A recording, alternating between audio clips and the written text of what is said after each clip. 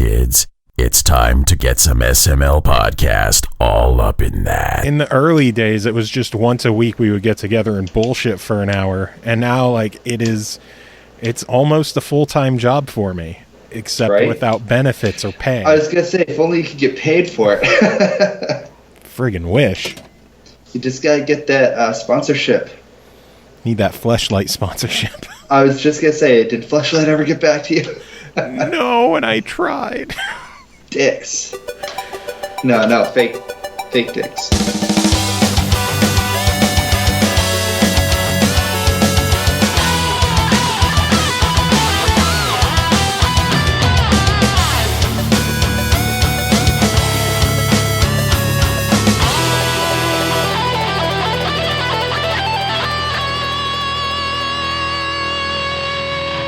What's up, everyone? This is the SML Podcast. I am your host, Joe. This is episode 297. We are creeping up on that 300, and a special guest is going to be joining us later in the show today. Andrew Bennison of Prospect Games is going to be on talking to me about the game Unboxed, Newbies Adventure, which is going to be releasing next week.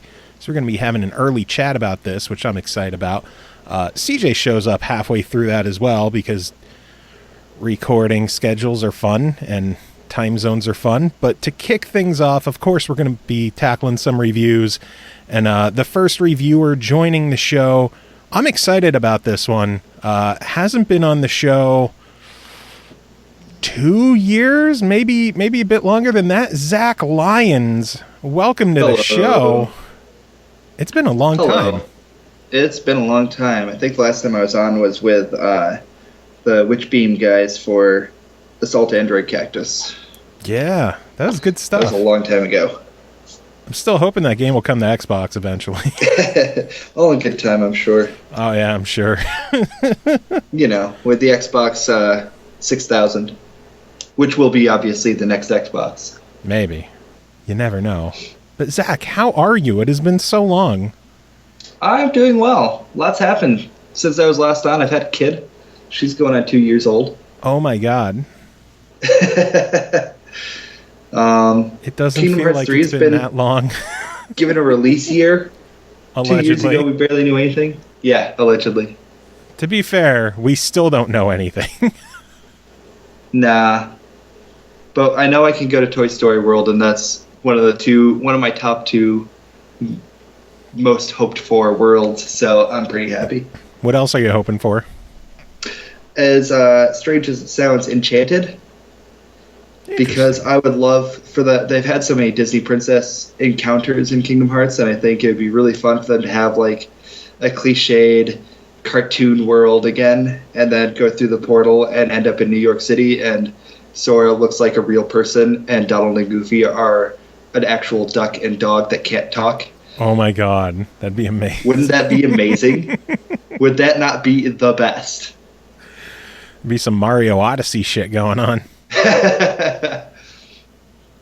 Man, that's actually a really cool idea. I like that. Yeah, see, it's not necessarily because it's one of my favorite movies. It's a decent movie, but it's because the possibilities of the world would be so entertaining. It really would. That's a really, really good idea. Now I'm hoping that they take that idea. I mean, to be fair, I also hoped that if they announced the Toy Story World, that Sora would be a Play Arts Kai figure, but he's not. Instead, they made a different toy of him so that they can make that into an actual toy. Friggin' Kai figures. Right. How much would that one cost? Like $2.99 or something for a Sora figure? The Play Arts Kai of the Play Arts Kai version of Sora. Oh, man. Those things get pricey, too. They do. They do. It's ridiculous. It is absolutely ridiculous. But what else are you excited about? We haven't talked to you in so long. You haven't emailed us. Oh, man. You don't write us anymore. That's because I'm so far behind on the show that if I email you, it'll be responding to episodes from 4 months ago. That'd be funny as shit, though. Remember when you guys talked about the Switch when it wasn't out? And it's been out for 4 months now? You guys remember January? I'll send in an email entering a contest that's been over for half a year. That'd be good. That'd be pretty amazing, actually. guys go through all the contest entries. Oh, and one for Zach, or one for this game. I don't even know what some of the old contests are. I want to win your Resident Evil package. Oh, that was from a year and a half ago. Oh, the Dead Rising Christmas package. Oh, yeah, there you go. Did I win that one? Other stuff I'm looking forward to. Let's see. I want a Switch. I don't have a Switch. I haven't played Zelda yet, so that's still on my You don't want. have a Switch yet? I don't, because I just got a PS4 in November, and the Switch came out 3 months later, and I haven't been able to afford one since. So I'm kind of just holding out for the holiday season when they will inevitably have bundles and packages. Whether it's a Mario Odyssey bundle or a Zelda bundle or whatever. So I've had so much on my plate that I wouldn't have been able to get very far in Zelda anyway, so it's not too big a deal, but I still am really eager to play it. Zelda's so good. And I've got a pre-order on the SNES Mini, so that's I would rather get that sooner than the Switch, just because I know that'll sell out and I'll still be able to get a Switch later on. I don't think they've opened any kind of pre-orders for the SNES Mini. They have over here. Like, that's one of the things that's great about New Zealand and Australia. Yeah, the prices are higher, which sucks, but on the other hand, pre-orders open like as soon as something is shown. Yeah. Like when Nintendo did the Switch reveal last year in like October or something, and they showed off snippets of Mario Odyssey and the basketball game and Splatoon 2 before any of it was actually given proper titles, and it was just like the teaser trailer for the Switch. Mm-hmm. Like, before the end of the day, EB Games over here had placeholders for every single one of them. Wow. Untitled Mario Switch game, untitled basketball Switch game. I wonder if anyone out there still has a standing pre-order for Project Hammer on the Wii. Oh, man. Remember that game? Good question. Very vaguely. I was so excited for Project Hammer. Ooh, I get to use a motion controller to hit motherfuckers with a giant hammer. Canceled. Man, just like people with their pre-orders for Scalebound. Oh, that one still hurts. I think more than that, I'm bummed out about Lionhead Studios closing. I didn't really care much about Fable. Was it Fable Legends they were working on? Yeah. But I really kind of hoped after they got a handful of spin-off Fable games out, they'd go for Fable 4, because people shit on Fable 3, but I still enjoyed it. And as a trilogy, I think it was really solid, and I would love to see a Fable remaster. But well, they did Fable Anniversary at least. Yeah. I'd like a trilogy pack. Yeah, that'd be nice. I still think the best Fable game to ever come out, though, was Kingdoms of Amalur Reckoning. I got that with PS Plus like 2 years ago, and I haven't played it yet. Oh my god, it is so good. I need to play it. I've got so many games from PS Plus and Xbox Live Gold or Games with Gold, and I just don't have time. Man, Amalur was so good that Ashley played it and got addicted to it. That does speak volumes, I have to admit. That's another game that I'm like heartbroken, just fell apart. Yeah. God damn it, Kurt Schilling. It's your problem. Oh, man. So you ready to talk about a game?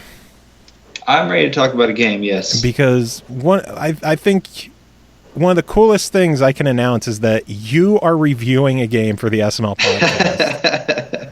Like, I am legitimately excited. On my notepad where I have everyone like, oh, this game, and then I have someone's name next to it that they're covering, I have your name followed by 3 exclamation points. Because I'm like legitimately excited. Fucking Zak Lyons. I'm excited. It's so cool. I'm happy to be here. I thought it was really cool when you messaged me to say, hey, do you want to do this? We haven't done anything game or review related since that interview for Assault Android Cactus. And that was the Steam release. That wasn't even for the PlayStation release. Was it? Yeah. Wow. Yep. That was a while ago. Way back when. Back in the day? Back in 1994, when you were on the SML podcast. Back when you only had one listener, me. Yeah. We're up to like Wait, two. 6 Sorry, now. 2 listeners. Me and Randall. We're up to like 6 now. So I'm excited. I know, right? Next goal, baker's dozen. Oh yeah.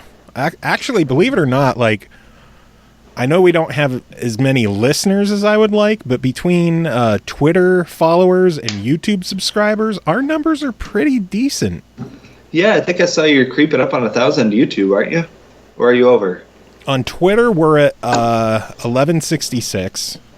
Nice. So 1,166 idiots are following us on Twitter. And on YouTube, you've got 408. Indeed. Which we actually, I think we went down a few. That's the beauty of having contests where people follow us on... You subscribe and then after the contest is done, unsubscribe. Immediately bail on us. Like, fuck these guys. Yeah. I lost the contest. I'm not going to follow them. But hey, you know what? If you can hold a contest where you have to subscribe and 6 people enter the contest and 5 people unsubscribe, that's one more listener. Indeed. Hopefully they listen. Potentially. It may just be someone who just stocks up on subscriptions and doesn't ever watch anything. But, you know. Hey, as long as they're giving us those numbers so that I could trick game publishers and PR people into thinking that we're important. You got it. But yeah, first game to talk about tonight is called 6180 The Moon, developed and published by Turtle Cream. It released June 29th on the new Nintendo 3DS for $3.99. It is not playable on a standard 3DS or 2DS system. Gotta be the new one. The sun has gone. The moon sets off on a journey to find the sun. Along the journey... can't talk. Along the journey will be hazardous courses and deep realization. The 6180 The Moon is a platformer game with a unique mechanic. It offers a fresh, unseen gameplay style by connecting both of the upper and bottom screens. This allows in a mechanic with delightfully long jumps and no fear of slipping to death. Zach, what did you think of 6180 The Moon? I enjoyed it. My first worry was that it wasn't going to be long enough, because when you start it and there's like 10 stages per planet, let's say, so it's the moon, Earth, Venus, Mercury, and Sun, and each of those has 10 stages, so 50 stages. And the way I was going through them, they're not hugely long, so I kind of thought that it was going to be over pretty quick, and when I got to the end, I was like, oh, well, that was over pretty quick. And then it has reverse levels, so it's every stage, but the gravity is reversed, so instead of jumping up, you're jumping down. And so essentially it makes 100 stages, and that actually was perfect. It added a lot deeper challenge to it. It made you think a lot more, and it really fucked with your head, actually, because you're jumping and you're going down. And instead of going start to finish, you're going from where you finished the stage to where you started the stage originally. So it's all backwards. And it gets easier as you go. It does. You get more used to it. But then if you start again from the beginning, it would be confusing because, again, you're switching. But it was good. It says in the description how, you don't have to worry about falling to your death, because if you fall over the edge, you just come back up on the top of the screen. It does not lessen your anxiety. When you try to make a jump and you miss it, you're still like, fuck! Oh, it's okay. It's okay. I could just go a portal and wrap through here a dozen Yeah, exactly. times. It is a very clever play style. I think the most confusing thing to me about it, though, is that it's exclusive to the new 3DS. I mean, in the 3DS family of systems anyway, because it doesn't utilize 3D at all. So it would make sense to me to have it like on the 2DS, since it doesn't use 3D. It might be maybe it's just a processing need, the technical, something like that. Yeah, it's got to be technical capabilities or something.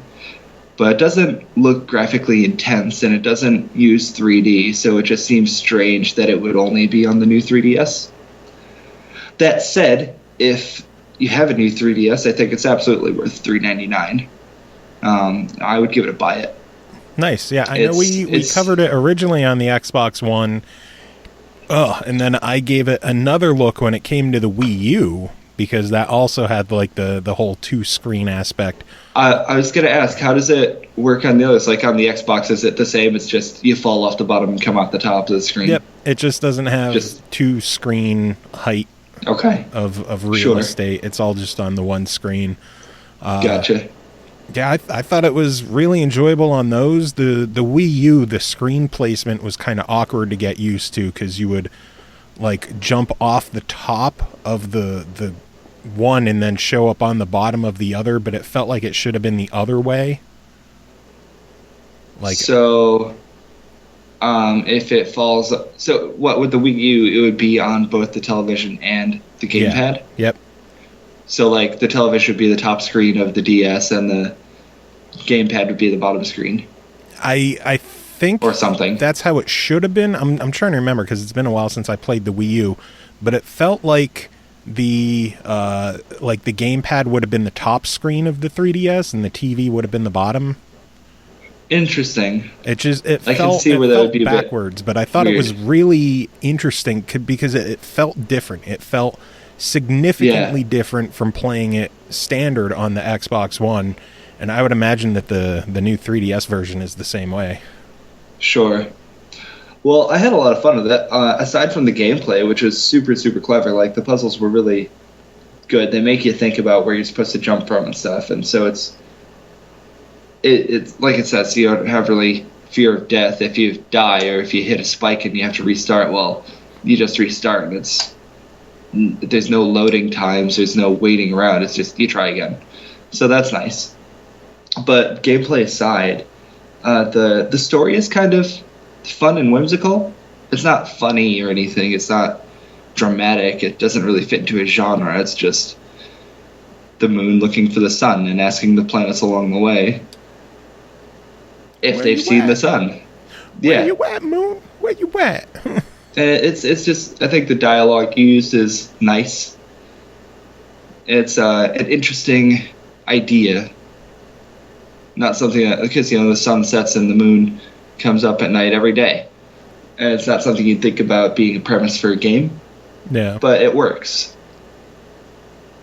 It almost feels like a children's book, but it's like, I don't mean that negatively, I mean that positively. That's a good way to put it. Yeah. So yeah, for $4 you give it a buy it, huh?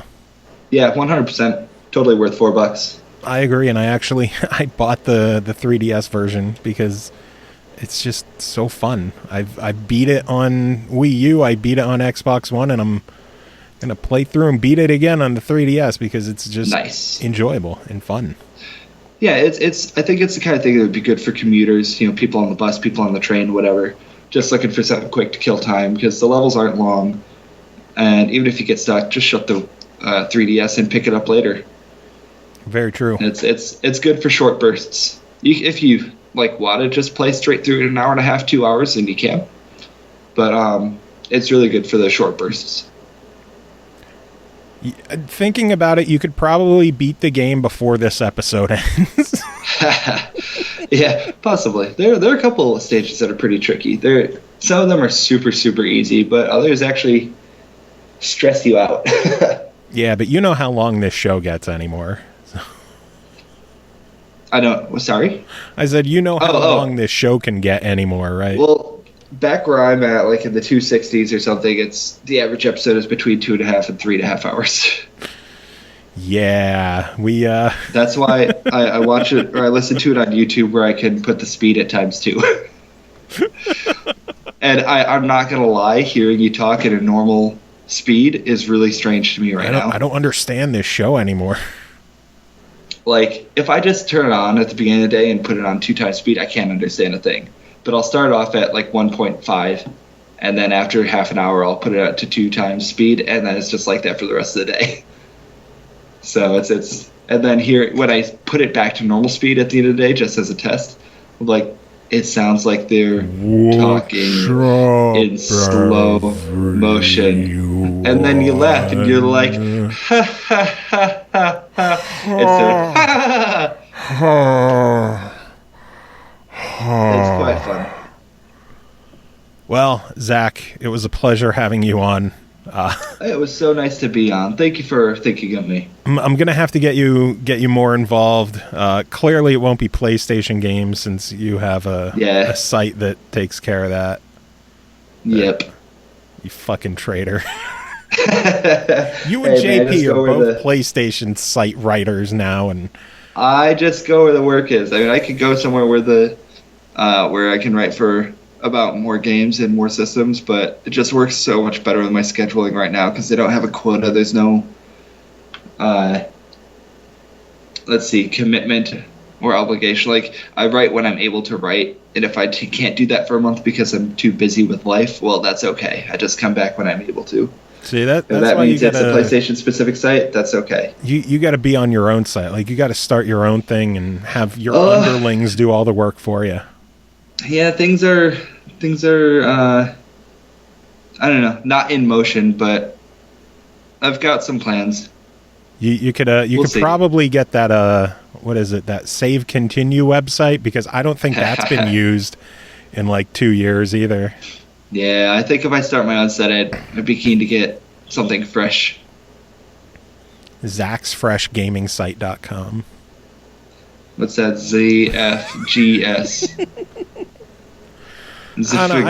I keep thinking maybe one of these days I'll do like SML Gaming, but then I realize I don't know how to run a website, and I can barely get my show up the way it is. You know what, though? There's a time where you didn't know how to podcast.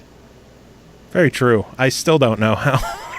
Exactly. See? So you can just wing it. Maybe. I'll look into it. No, I won't. I'm too fucking busy with this. Again, thank you, Zak, for coming on and talking about this, but it is time to move on. My absolute pleasure, Joe. Hope we can do this again sooner than later. All right, moving on. Next game to talk about is called AFTERGRINDER, developed by Grave Danger Games, published by Meridian 4, released July 18th on Steam for $9.99. So you think you're hardcore? You think you can handle an I'd rather rip my eyes out of my sockets challenge with one hand behind your back and enough caffeine to kill a bull? Prove it. Here's AFTERGRINDER, a punishing arcade runner for the speed freaks and masochists among us. Pick a character, pick a level, and get ready to die, unless you can survive 90 rage-inducing levels in 3 unforgiving worlds, that is. And the person who ripped their eyes out for us this week is Tom Miller. Tom, welcome back to the show. Hey. How are your eyes? Well, I'm still nearsighted, but I still have them, which means maybe I was playing this game wrong. I don't know. So what is AFTERGRINDER? So AFTERGRINDER, it's funny because I always have like a little bit of a, like, when I see a game trying to be like, this game is so hardcore, it'll make it's like ramming your car into a brick wall at 1,000 miles an hour and having every molecule of your body vaporized. It just kind of seems like you're trying a little too hard, but at the same time, I did watch the trailer before I started playing it, and like, the first comparison I made was to Bit Trip Runner, which is a game that I've loved ever since I played it on the Wii like many years ago. So it has like that sort of runner feel to it, but then it also has a bit of like a VVVVVV thing where you can flip around gravity at any moment and attach to the floor or the ceiling, and there are a bunch of different obstacles that come up that I don't know. Like, as hardcore as it presents itself being, and it absolutely is. I got my ass kicked by this game, and I haven't beaten it, actually, unfortunately. But I have been trying, and I will continue to. But it's a really tightly, well put together game, in spite of all that. And I think people who do enjoy games like those really difficult, really precise platforms are gonna just love this. The way that it introduces new gameplay mechanics is just seamless, and it moves so fast that even if you die a bunch of times, it doesn't really feel like you're being punished for it. It feels more like it's just like, hey, it's a slap on the wrist. Now you get to go again. Try again, pussy. Yeah, exactly. And I don't know, like, as I played the game more, even though I continued to die a ton, you start to kind of get the hang of like how to read the different obstacles as they're coming at you, which is something that was the case in Bitrepreneur as well. I guess I probably shouldn't like compare it constantly, but I feel like there was a lot of inspiration there just in terms of like seeing the obstacles that are coming and like knowing what combination of buttons to press and like developing the reflexes to deal with different kinds of obstacles as they come along. I don't know, it feels almost more like a really fast-paced puzzle game than it does like a platformer, you know? Yeah. So, yeah, I really enjoyed my time with it, and they do have... so there are 3 different characters that you can get. You start out as the lady, which is like the normal speed, and then after you die, like, I don't know, like 10, 15 times maybe, the game kind of takes pity on you and gives you like the easier one. And then I assume, like, after you beat the game, you get the shark, which is probably, like, twice as fast as normal, and it's probably going to be at AGDQ next year, and it's going to be amazing to watch. Nice. Yeah. But, yeah. Oh, I can't wait for AGDQ. Like, I'm going through my SGDQ withdrawal right now. Yeah, I think we all are. And needs it. Sorry, I completely derailed that. No problem. But yeah, I mean, the gist of it is, this is like, if you are into that kind of really hardcore, really tightly designed game, I would definitely recommend picking this one up. Nice. So for $10, you think there's plenty of content in there? Yeah, I think so. I mean, so there are 90 levels, and I did not beat 90 levels. But no, there should be enough for, I mean, if anybody is into this type of design, there will definitely be more than enough to keep you occupied for a long time. And it's all about like maximizing your score and trying to get all the different trinkets that show up through the levels and everything. So like, gotta get those 3 stars, huh? Yeah, you can improve forever on this game if you really want to. So yeah. Nice. But I enjoyed it. It's as stressful as it advertises itself being, and as it sometimes is, it still manages to be fun. Nice. Yeah. I think this one looks pretty good. I might end up picking this one up myself. I believe by the time the episode is up, it should be out right now. If you're listening to this in any form. Yeah, why? I don't know why I'm qualifying it with like MP3 form. We're not streaming this right now.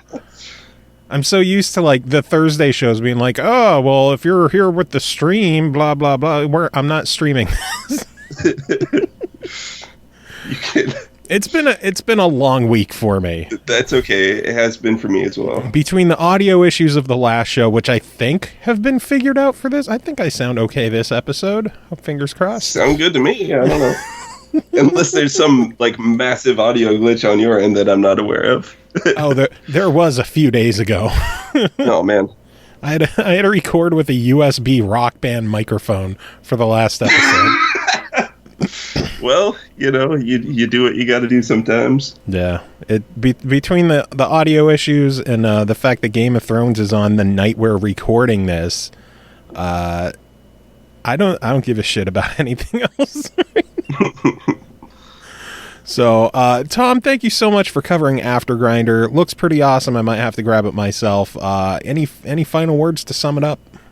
Not so much, but you know, if you do play, then you know, like maybe try a speedrun in it too, because I want to live vicariously through you. Yeah, you could race Tom at AGDQ in January. You will beat me 100% guaranteed. The AGDQ AFTERGRINDER race. I can't wait to watch that. Moving on, next game to talk about is called Antihero, developed by Tim Conkling, published by Versus Evil, released July 10th for $14.99 on Steam. A deluxe edition is available for $19.99 and includes the soundtrack. Become a feared and revered master thief in Antihero, fast-paced multiplayer turn-based strategy game where you sneak, steal, and assassinate your way to the most powerful thieves guild in Victorian London. We have our friend Pernell covering this one. Pernell, how you doing? I'm doing pretty good. How are you, sir? Doing all right. How's it feel to be like in the middle of the episode instead of like starting it off or ending things? Well, to actually become a Jill sandwich is a little more different than almost becoming one. So I have to say, being jammed in the middle is like a peanut butter and jam good time. I'm okay with that. A Pernell butter and Joe sandwich? Yeah. Why did I think of that? Now I'm appalled. That was good, and I just missed it. But I'm glad you caught it. We couldn't go through without using that. It's terrible. So yeah, how's Antihero? Well, it's not quite a Pernell butter and Joe sandwich, but who am I kidding? It's actually pretty good. I originally started out playing the single-player mode because of the tutorial component, and realized that I was already kind of like, I'm not really feeling that slow burn. Which, don't get me wrong, when you're learning a game, a slow burn is usually the best way to go.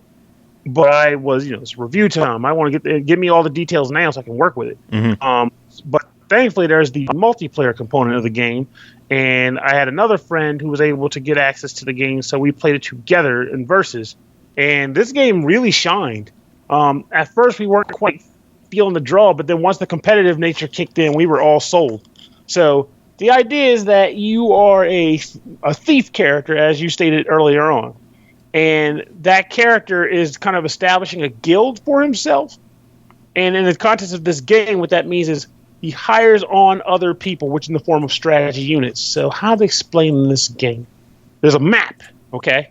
And it's completely covered in smoke, not to be confused with a fog of war, which usually means you can only see a certain distance away from yourself. Mm-hmm. In this game, once you've uncovered tiles on the map with your master thief character, they stay uncovered. So you'll be able to see the opponent walking through those areas whenever they walk by, and you'll be able to see footprints on the ground when they've been through places, which is kind of funny actually, because you'll clear a section of fog, and if the other opponent's character has been through there at some point, you'll see red footprints implying that the enemy's seen this place before. Got to watch my butt.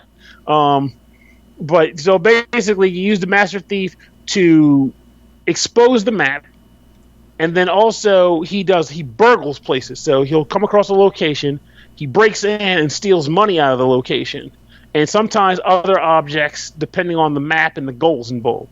So once you have been burgling, you acquire money and an item called a lantern, which is just a friggin' lantern.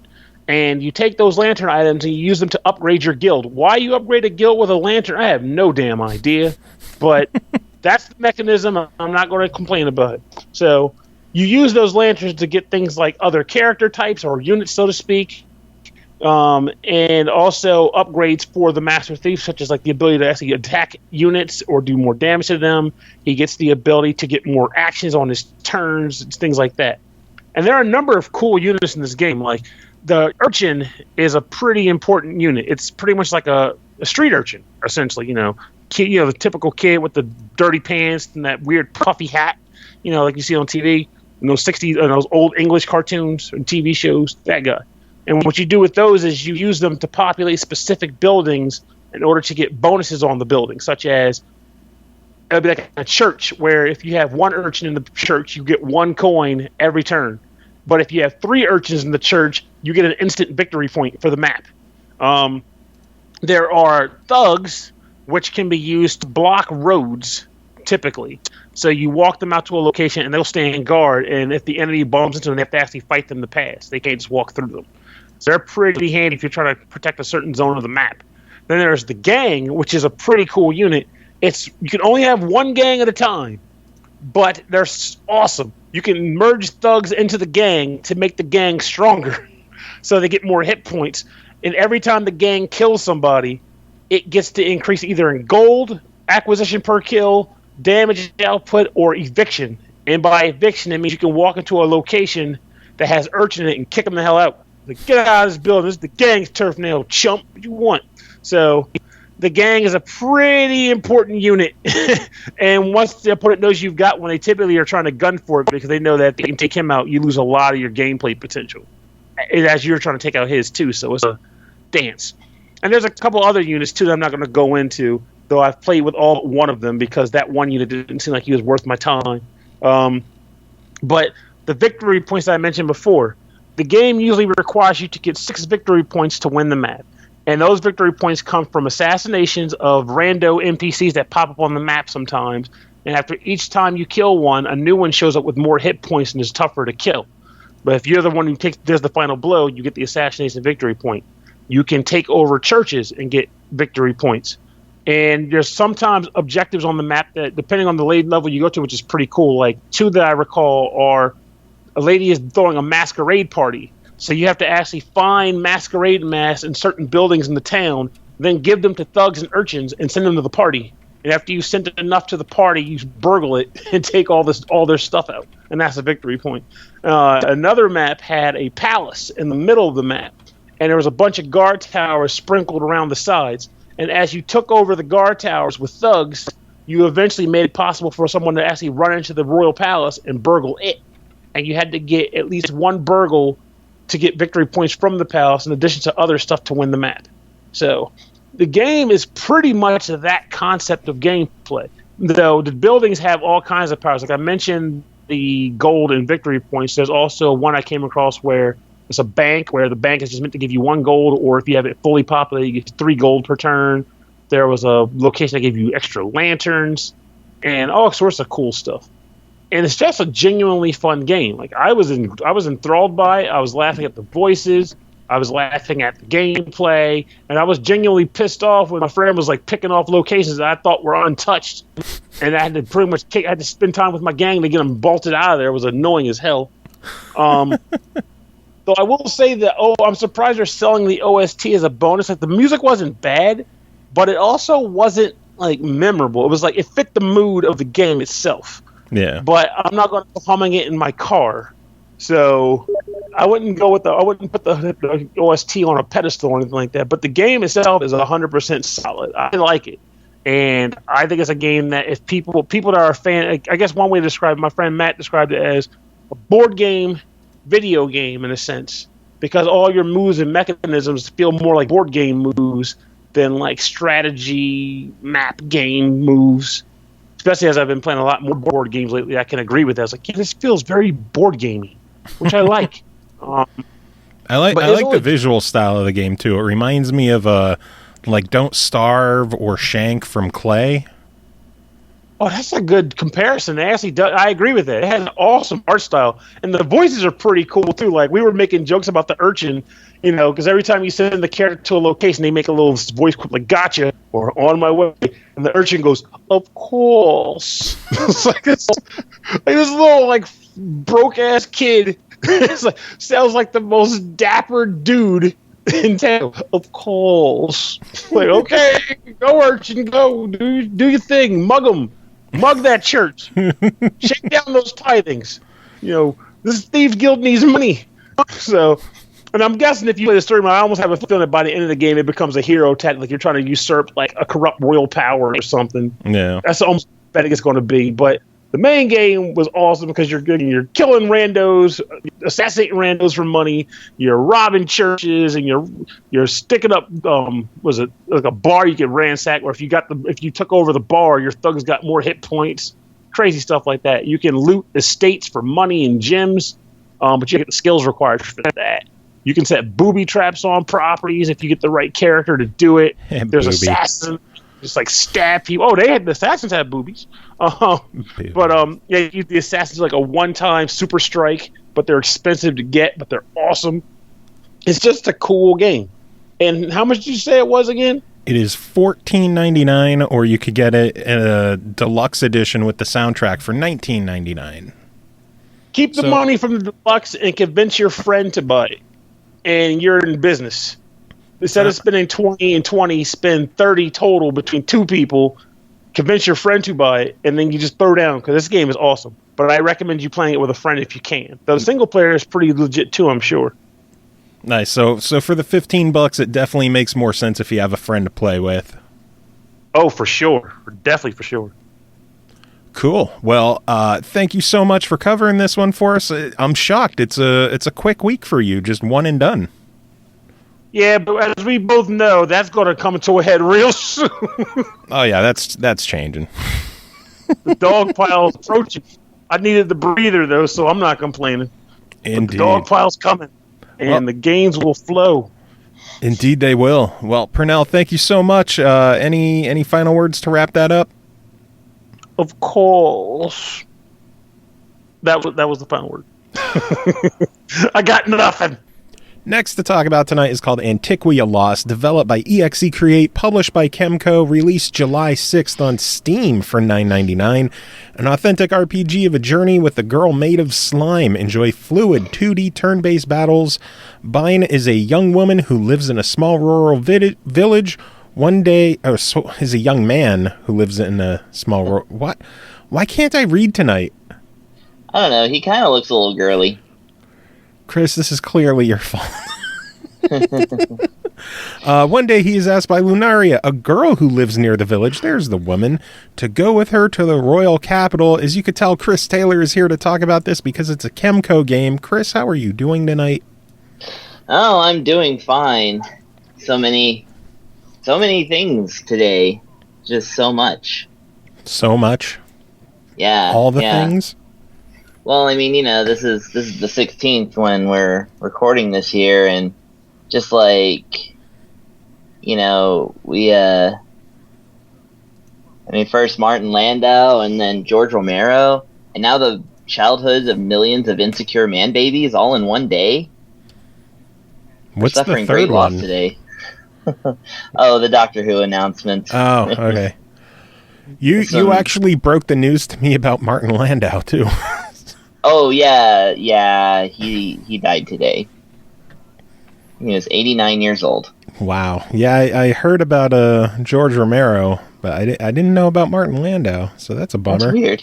Aw, well, I'm sorry. This review is going off to a great start. Oh, yeah. And, so let's talk about happier things. Yeah, like Antiquia Lost. Antiquia.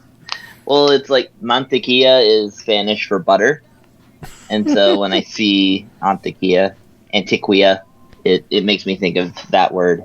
So tell me about Lost Butter. Okay, so the Lost Butter. Well, this is actually the first KEMCO Exe Create game I've gotten to officially play on Steam. So that's kind of cool. This is not a 3DS one. Although I am reviewing a 3DS one that starts almost the exact same way as this one. So I had to stop playing them both at the same time because it was getting too confusing. But that'll be for next week. Yes, Antiquia Lost. It's basically, so I've covered lots of the KEMCO Exe Create games, and aside from Dragon Sinker, they all had like a lot of similarities, like the way that the battle system's set up and the graphics and all this other stuff. Well, this is the sort of return to form, if you will, because this one is very reminiscent of their older catalog, lost all the names, Infinite Dunamis and Journey to Crezia, Unlucky Mage, all that good stuff. However, the direction that KEMCO's going in improving these games is basically they're starting to just straight up mix in crack cocaine. They're like, oh, so, we're releasing these RPGs once or twice a month, and you guys are buying all of them up. So let's keep you guys on your toes by adding in so many addictive little things. And I would say that as far as just getting instantly hooked, this game is so far the hookiest. So on basically the bread and butter of it, if you will, is that you play a hero. Hero has a special power, and he's actually okay. So these heroes in these KEMCO games, I'm always like, is the hero going to be a jerk or is he going to be a nice boy? Because the heroes are always male, and they're always like the kind of moppy-headed male RPG protagonist that you would expect from the bygone Super Nintendo era or whatever. And it's like their idea of diversity is that the protagonist is either like the world's biggest jerk or like a super nice guy who's here for noble reasons and gets along with people. Funny enough, the other KEMCO game I'm playing has the jerk protagonist, and this one has the nice guy protagonist. So you get one of each. Yeah, you get one of each this time. So Bine, yeah, he's a cool dude. He is off, on his little mission to understand his power, which is explained in the story, but I guess I missed it because I don't really know what it is. I guess it's when he's near other people who have like latent abilities, he sort of unlocks them just by being around. So I'm not sure. I guess it's one of those mysteries that you're supposed to find out during the story. But basically, while completing a side quest early in the game, because what's an RPG without a beginning side quest, he runs again across a girl who is made of slime. She has all the appearance of a regular person because, like, she basically can do that. But then she joins you, like, you find out that she is basically a jello mold of a person, and she's kind of creepy. She's really enthusiastic, but like the first thing she does is swallow the protagonist like just whole, just to get a taste for him, because that's how she discerns people's personalities, versus talking to them or something.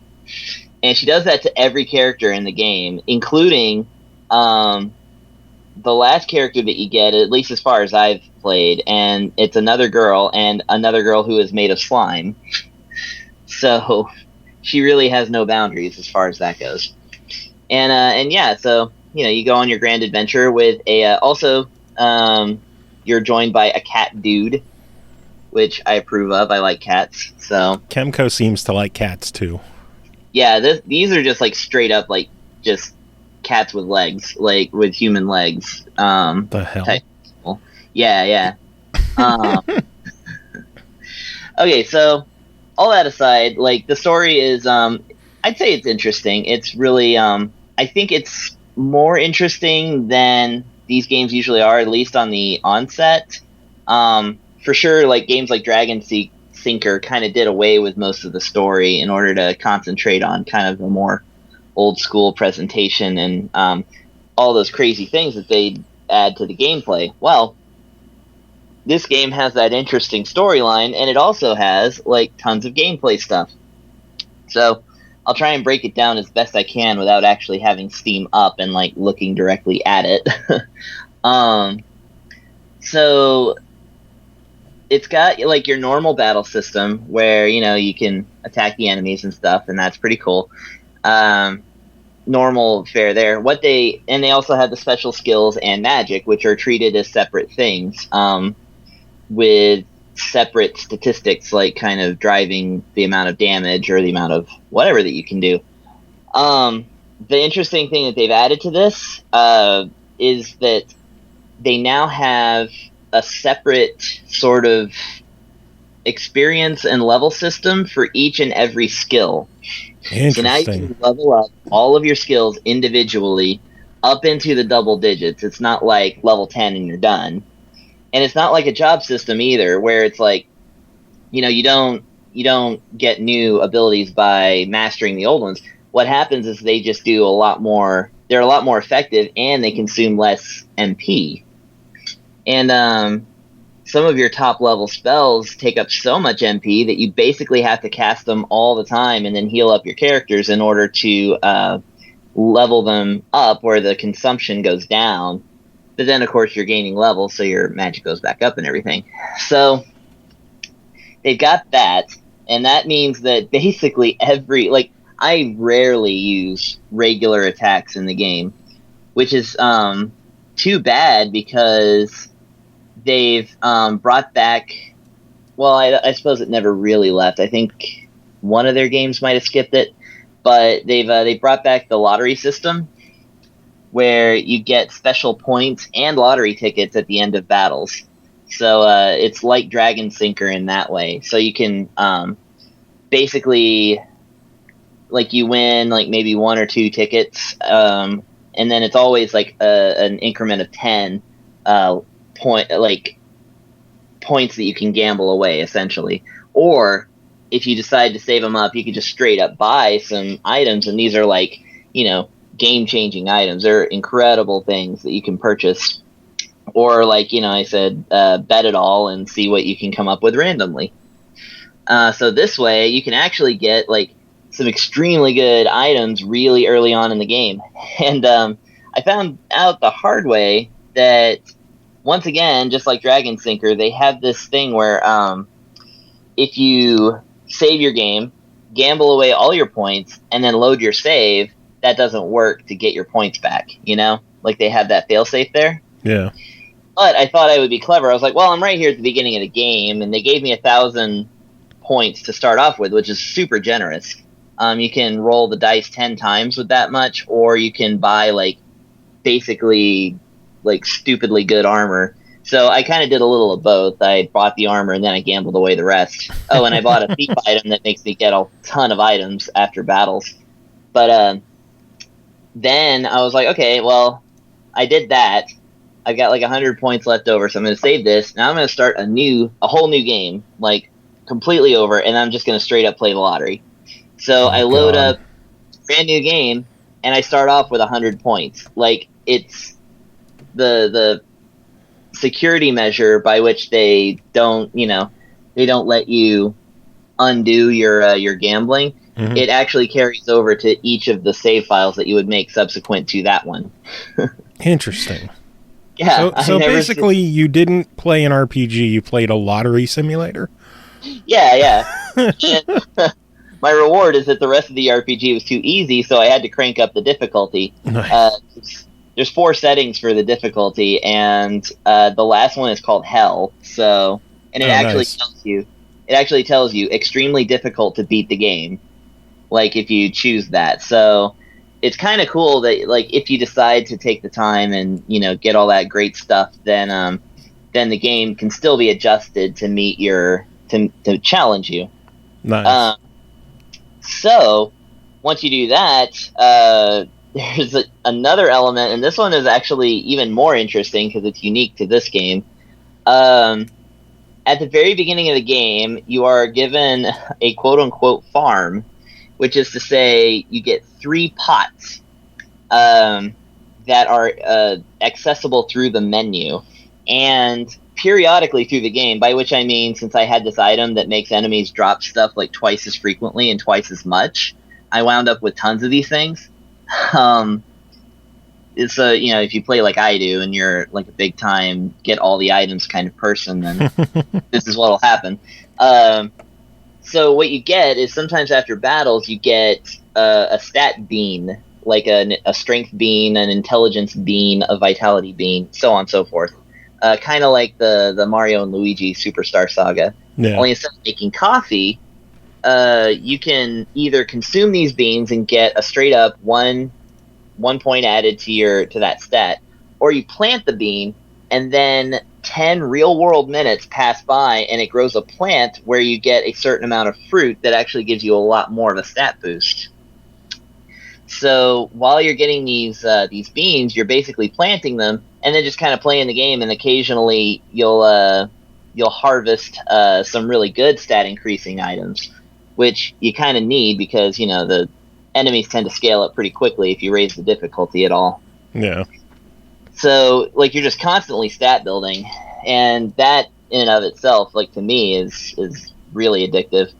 And then interestingly, of the 4 characters, the girl Lunaria, which is funny to me. The first thing I thought about was the Danimal Cannon album. But so there's an interesting facet to her specifically, and it's that my cat's meowing. I think he wants in the bedroom to watch Game of Thrones. We've talked about Game of Thrones so much on this episode. Well, I'm sorry, I don't know anything about it. I don't really watch the show. But my girlfriend is, and I just closed the door so I could do this podcast while she's doing that. Nice. Anywho's, so Lunaria herself has a special ability that's accessible through the menu. So there's items that enemies drop. You find them in chests, or you can find them randomly. Oh, that's another element to the to growing stat boosting fruit, is that occasionally the game will roll the dice and you get, instead of the fruit, like a top end item. Oh wow. So I planted 3 speed beans because I really needed to raise one of my character's speed, because the speed affects your turn in battle, and I needed this character to have more turns because they weren't gaining levels because it wasn't getting around to them before I could use their abilities. Because I was lazy grinding, just holding down the button and walking around, which you can do because you can choose to double or half the encounters that you go through in the game just on the fly. So if you're that's like, awesome. if you're like, I'm sick of grinding, you can turn the encounters almost all the way off and just run through the dungeon. I like how Bravely Default did that as well. Yeah, it's the same way, except that you can't out and out avoid enemy encounters without an item. You can actually put an item that lets you do it. It's not expensive either. It's there. So basically, this sounds like a fairly deep KEMCO RPG with tons of stuff to do and lottery. Yes. Oh, I was gonna say about the lottery. So I planted these speed beans, and when when I went to harvest them, what I accidentally grew was a really powerful crossbow. Makes sense. Yeah. And so through the lottery system, you occasionally wind up with accessories, which are they're gems basically, and you can equip the gems to get a stat boost to one of your other characters or some other thing. Or if you don't want them, you can just feed them to Lunaria, and she eats them for a permanent stat boost. Nice. So you give this game crossbow out of 10. Yes. I could go on and on and on because there's so much, but yes, if you're on Steam and you're looking to get into these KEMCO RPGs, this one is fantastic. So for $10, your verdict? Oh yeah, definitely get it. Nice. Sounds good. I know you have one other game to talk about. This is going to be kind of a little quick preview. Not ready to review this one yet, but we did want to bring it up while you're on. RPG Maker FES or FES. What is it? Is it FES or FES? FES, FES? Here's the thing. I looked at it on Wikipedia, and they seem to just add like letters randomly to the game, so I imagine it's FES. Okay. Developed by Kadokawa Games, published by NIS America, released June 27th on Nintendo 3DS for $39.99.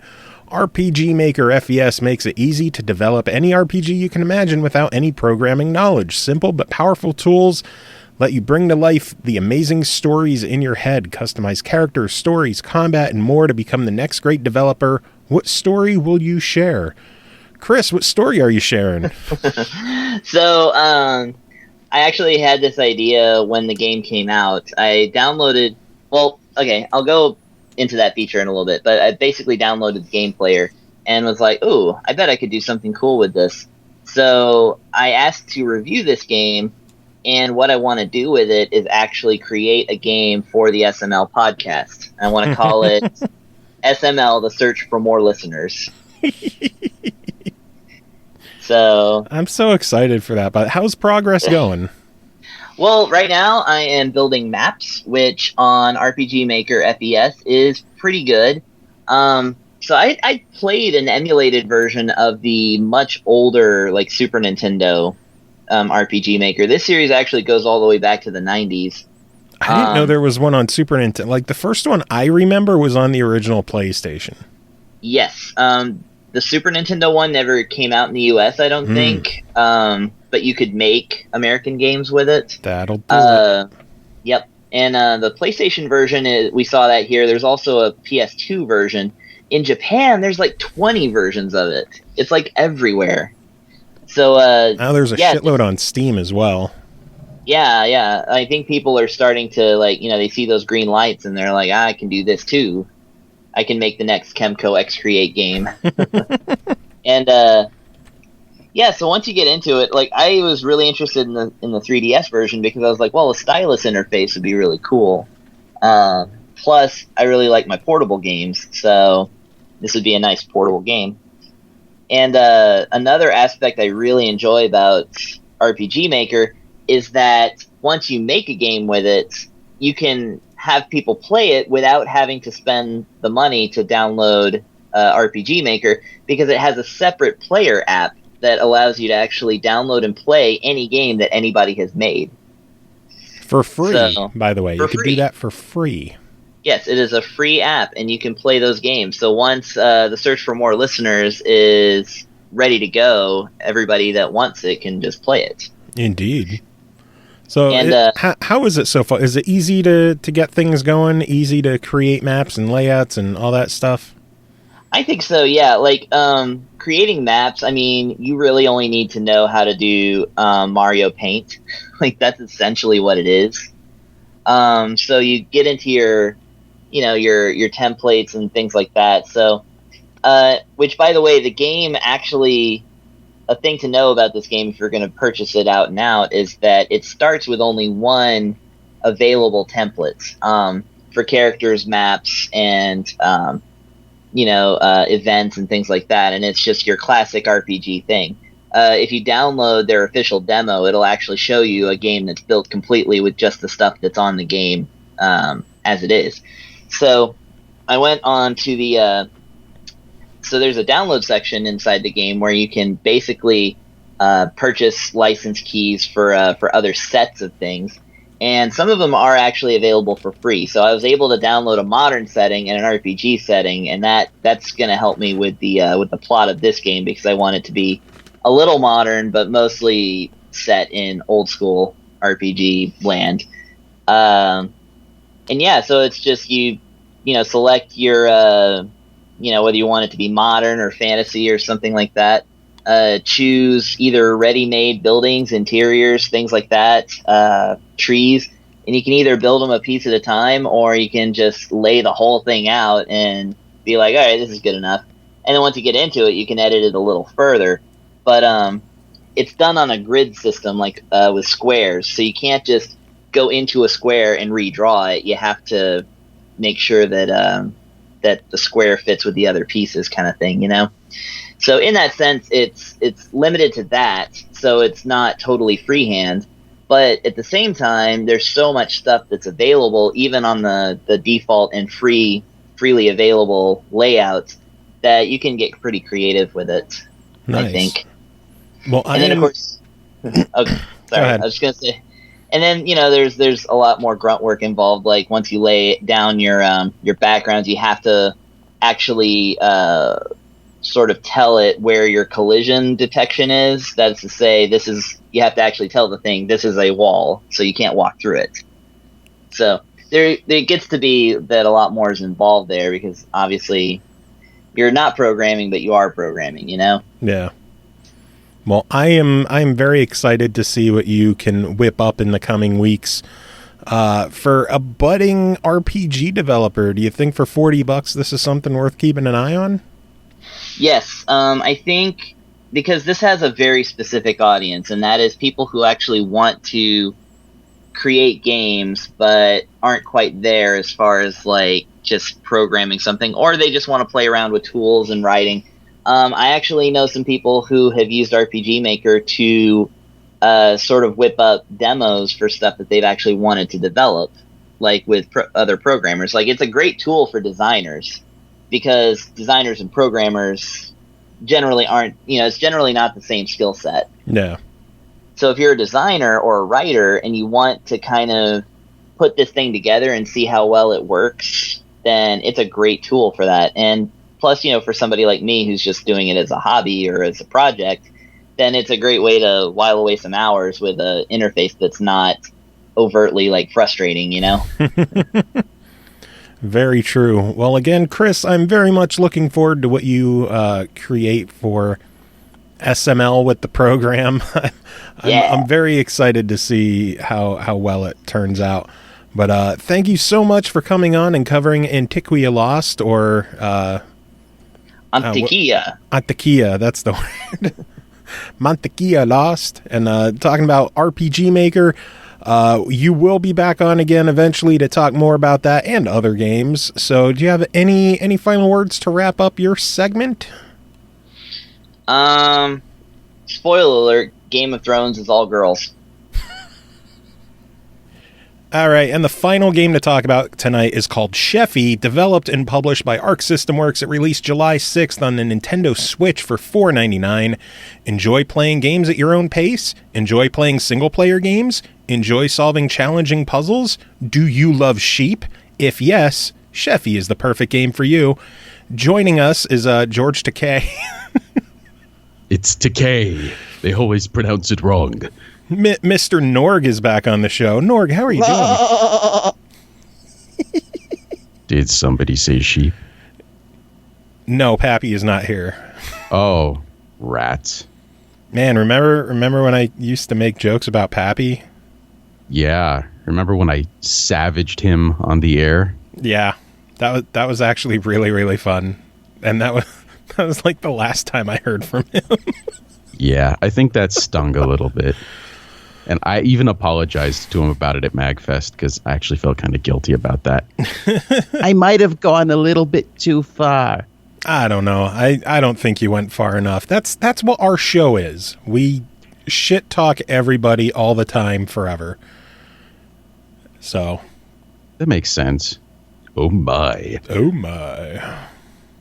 Let's talk about sheep. Yes. So, Shephy or Sheepy or Shephy. Or it's like hyphy, but for sheep, I think. See, I want to go Shephy because I'm thinking shepherd, like shepherd. Shepherd. Shephy. I don't know. Shephy. What the hell is like, the game? Well, yeah, or it could be Fem Shephy, but no, that it just gets weird. All right, so basically, it's a card game, and it's about sheep. And in the story mode version of it, your sheep have been sent to another dimension by the shepherd, and then the shepherd is seemingly punished for having sent them away from an evil being of some kind. And that's in the story mode. And then there's just the basic mode where your goal is to you start out with one sheep, one little solitary sheep, and then your object is to multiply them to get to 1,000 sheep. And then once you get to 1,000 sheep before the 3 rounds are over, you actually successfully beat that particular game. If you are unable to get to 1,000 sheep, or all of your sheep are obliterated by the many, many possible ways that the sheep can be obliterated, then your game is over. And it will tell you exactly how many sheep died in the process of each one. This is a really darkly interesting game. It's interesting in that it was a unique take on card games as a whole, I guess, but it's dark in that the whole game is dark because you're basically killing sheep throughout this entire thing. Having said that, the cards themselves are drawn very nicely. They're kind of simple artwork. They get the point across, and there's definitely a variety of different cards that are available to you. But as each of the rounds keeps going on and on and on and on, it starts to get a little bit old. I mean, by and large, the game can certainly be beaten when push comes to shove, but developing strategies to deal with the myriad of things that the cards will throw at you is extremely challenging.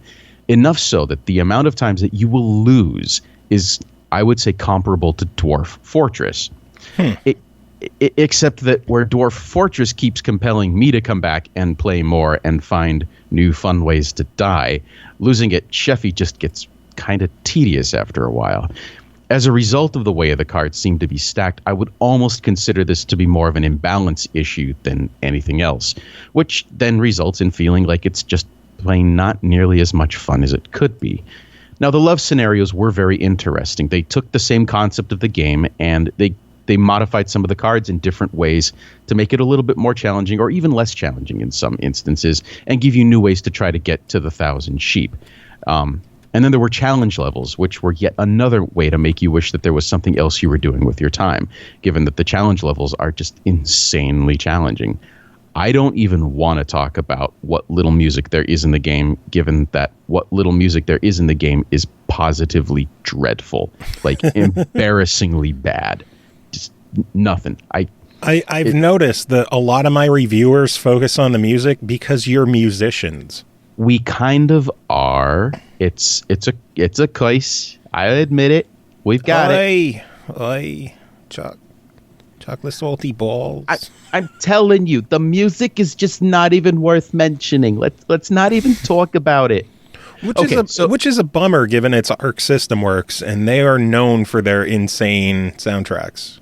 Right. The sound. I can't tell if the soundtrack was an afterthought or if it was mathematically generated, or maybe it's some kind of like super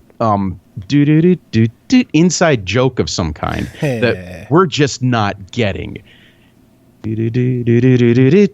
So yeah, exactly. So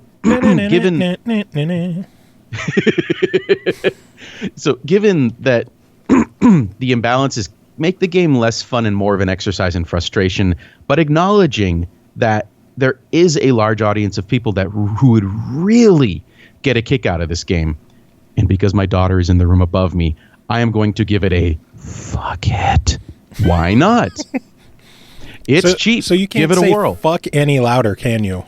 I can't. If I wanted to say fuck any louder, I would have to actually leave the room if I wanted to say fuck. But I really don't want to, because I'm on single dad duty this week, so I've got both kids to myself while Amy's in New Orleans doing some work stuff. So if I do feel compelled to say the word fuck, I'm going to say it as if I just said fuck and do it really quietly, as opposed to belting out the word fuck, because I don't need my children to hear words like fuck. I appreciate that. I know so many people who are vulgar around their kids, and I'm like, come on, like, turn on the family filter. You know, I get it. They're going to hear it somewhere. I acknowledge that. They're probably going to hear it from their friends' parents or from whatever they're watching at their friends' houses. And then they're going to come home and they're going to say, Daddy, what does fuck mean? And we're going to have a conversation about that. Like a few days ago, she wanted to relate a story to us from her camp day, and she couldn't because she said it involved the S word. And we're like, what S word was it? And she said, I can't say it. Well, can you spell it for us? She said, yeah, it was STUIPD. Oh, that S word. Now, did she spell it wrong or did you spell it wrong? No, she spelled it wrong, and okay. I spelled it the way she spelled it for emphasis of the fact that this was her attempt to do it. She misunderstood something I had said. I told her that we probably should not use the word stupid because there are better words, and if you make the mistake of calling somebody stupid, it might hurt their feelings at the age of 6 and 7. She took that to mean that she is never to utter that word. So that's a we good had to have a follow-up conversation. I know. So we had to have a follow-up conversation about that. But she will hear all of these words. She will not hear them from her parents. My sister and I never heard these words from our parents. And we acknowledge that it's out there. And I acknowledge that I use them on a fairly regular basis. But my children will never hear it from me. Nice. Yeah, I'm 36 years old, and I think I've said fuck around my mom once. Yeah, and that probably didn't end well, did it? Actually, it was a situation where my sister was being, like, bullied by some kid, and I confronted him, and I said, if you ever insult or hurt my sister again, I'll fucking kill you. And my mom was like, well, what did you say to him? I was like, well, I said if he ever messes with Mary again, I'm going to fucking kill him. She's like, oh, okay, good. See, under that context, it's perfectly acceptable, yeah. I think it was like 4 years ago that I mistakenly used the word hell in a conversation with my mother, and she just stopped and looked at me. That's Mom, up, man. come Why would you do on. that shit? Come on, Mom. I've just never heard you say that before. It's a place, Mom. It is a place. Now, cool your tits. Fair, to be fair, I was never into silly replacements. I was never into the HE double hockey sticks kind of thing. It's just not the way I like to go. It's just a little bit too nerdy for me. But yeah, HELLO. Yeah, just never swore in front of my parents.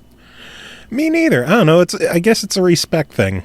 Like, I will curse up a storm on this show, and I do frequently, but, you know, around like, you know, I still rarely say anything in front of my sister, and if I do, I usually not fuck. Like, I might say, you know, that's bullshit or stuff like that. I don't know. I'm just weird about family.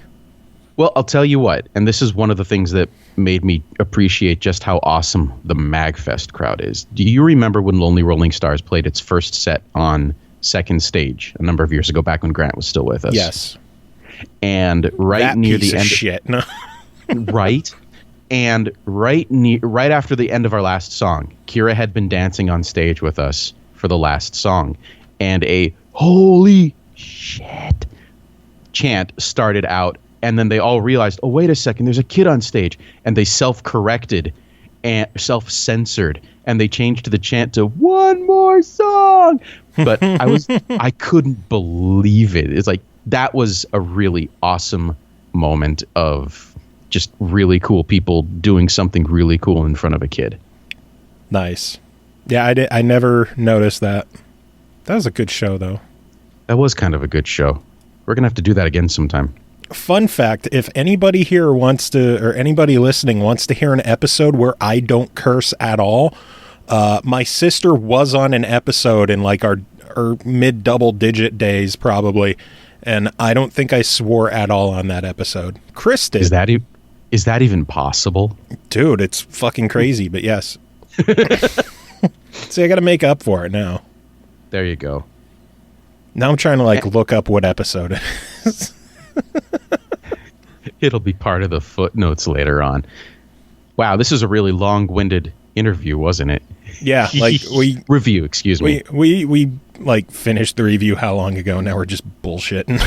Like 7 minutes ago, I think, and now we're talking about kids and cursing and Indeed. I think it's episode 78. I have it listed episode here. 78. The title is Mayhem in the Family, and I think for some reason we were talking about like Mayhem Fest. Dude, this our early is the shows. SML podcast. Joe Cam has a sister. Rower. I have two sisters, actually. Do you really? I didn't even know that about you. Two half sisters. One on my mom's side, one on my dad's side, and they're like 4 months apart. How crazy is that? Yeah. Wow. That's timing. So yeah, good stuff. Yes, indeedy. Feed the needy. Oh, man. Well, Norg, thank you so much for coming on and tackling this review for us. That is it for our reviews this episode. Everyone stick around. We're going to take a quick little musical break, and we will be back with Andrew Bennison talking about the game Unboxed. Really fun chat. The game comes out next week, so stick around. George, do you have any final words to end this section of the show?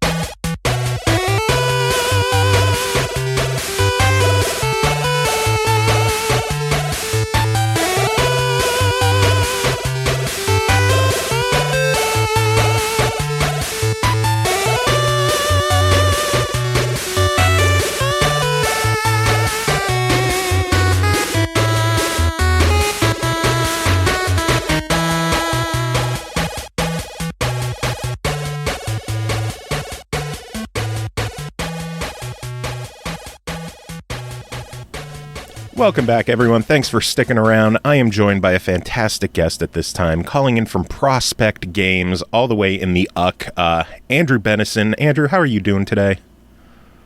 I'm doing very good, thanks. It's a lovely, wet and windy Monday here in sunny old Britain. So, yeah, doing good. No change from usual. Did I get the name right? Yes, you did, yeah. Yes. There's no hidden... We're not like those Scandinavians and Norwegians. Like, our words actually make sense when you read them. there are some crazy names that I've encountered on this show, so I never take anything for granted. If it looks right, it could have been like Bennison or Bennison, or you never know. You never know. So it's always good to just make sure. So you're from Prospect Games. You are the developers behind Unboxed, Newbies Adventure, which is releasing later on this month on Xbox, PS4, and the Steam game is getting updated as well? Yep, all on July 26th. So by the time the episode airs, that should be like a little over a week from now, or around there. Yeah, which is still plenty of time to get your pre-orders in, people. I mean, the sales pitch hasn't come yet, but pre-orders are open. What kind of pre-order bonus do I get? Do I get a statue? Do I get a poster? Well, on PlayStation, you do get a discount, as we're doing it through PlayStation Plus. With Steam, I guess just get the game. You get it as a free update. And with Xbox, I think we're also doing a little discount on Xbox as well if you pre-order. So, there's a little bonus on all of those fronts. And that's always good. Saving a couple of bucks is always good. Especially if it's a game that you're inevitably going to buy, because it's just that damn good. Like, all the kids are going to be buying it. You'll feel foolish for not investing sooner. Yes, it is showing up as $22.49 if you pre-order on Xbox. There we go, then. So that is a nice chunk of savings. For the people who don't know what Unbox is, give us the sales pitch. Tell us what this game is. Sure. Well, it's a 3D platformer about the ultimate postal experience, self-delivering cardboard boxes. It's very much a love letter to the 90s, in which we've tried to make a big single-player game full of massive environments, chock full of challenges, collectibles, boss battles. Take something from the 90s, name something, we've got it in Unbox. And then we've also built a big local multiplayer component. We got 4-player split screen, where you can do racing, arena battling, tournaments. We've got hundreds of costumes, loads of different ways to dress your cardboard box up, because that's a priority in life. And it's really we've tried to make like the ultimate game for the couch, something that you can just kick back, enjoy playing on your own, playing with your friends. It makes me so sad that I don't have friends. Yeah, I kind of miss those too. It's ironic that I'm making a game about playing with your friends when I don't actually have any. I think that was a mistake on my part. But, this could be a way for you to gain friends. If you just walk around outside. I have a game. Come play with me. Yeah, go on Tinder or something. Be like, hey, come home. Come play games. I don't know if my wife would be thrilled if I'm on Tinder looking for someone to play video games with. No, yeah, that might cause friction in the household. So yeah, it's probably just stick to walking around outside screaming.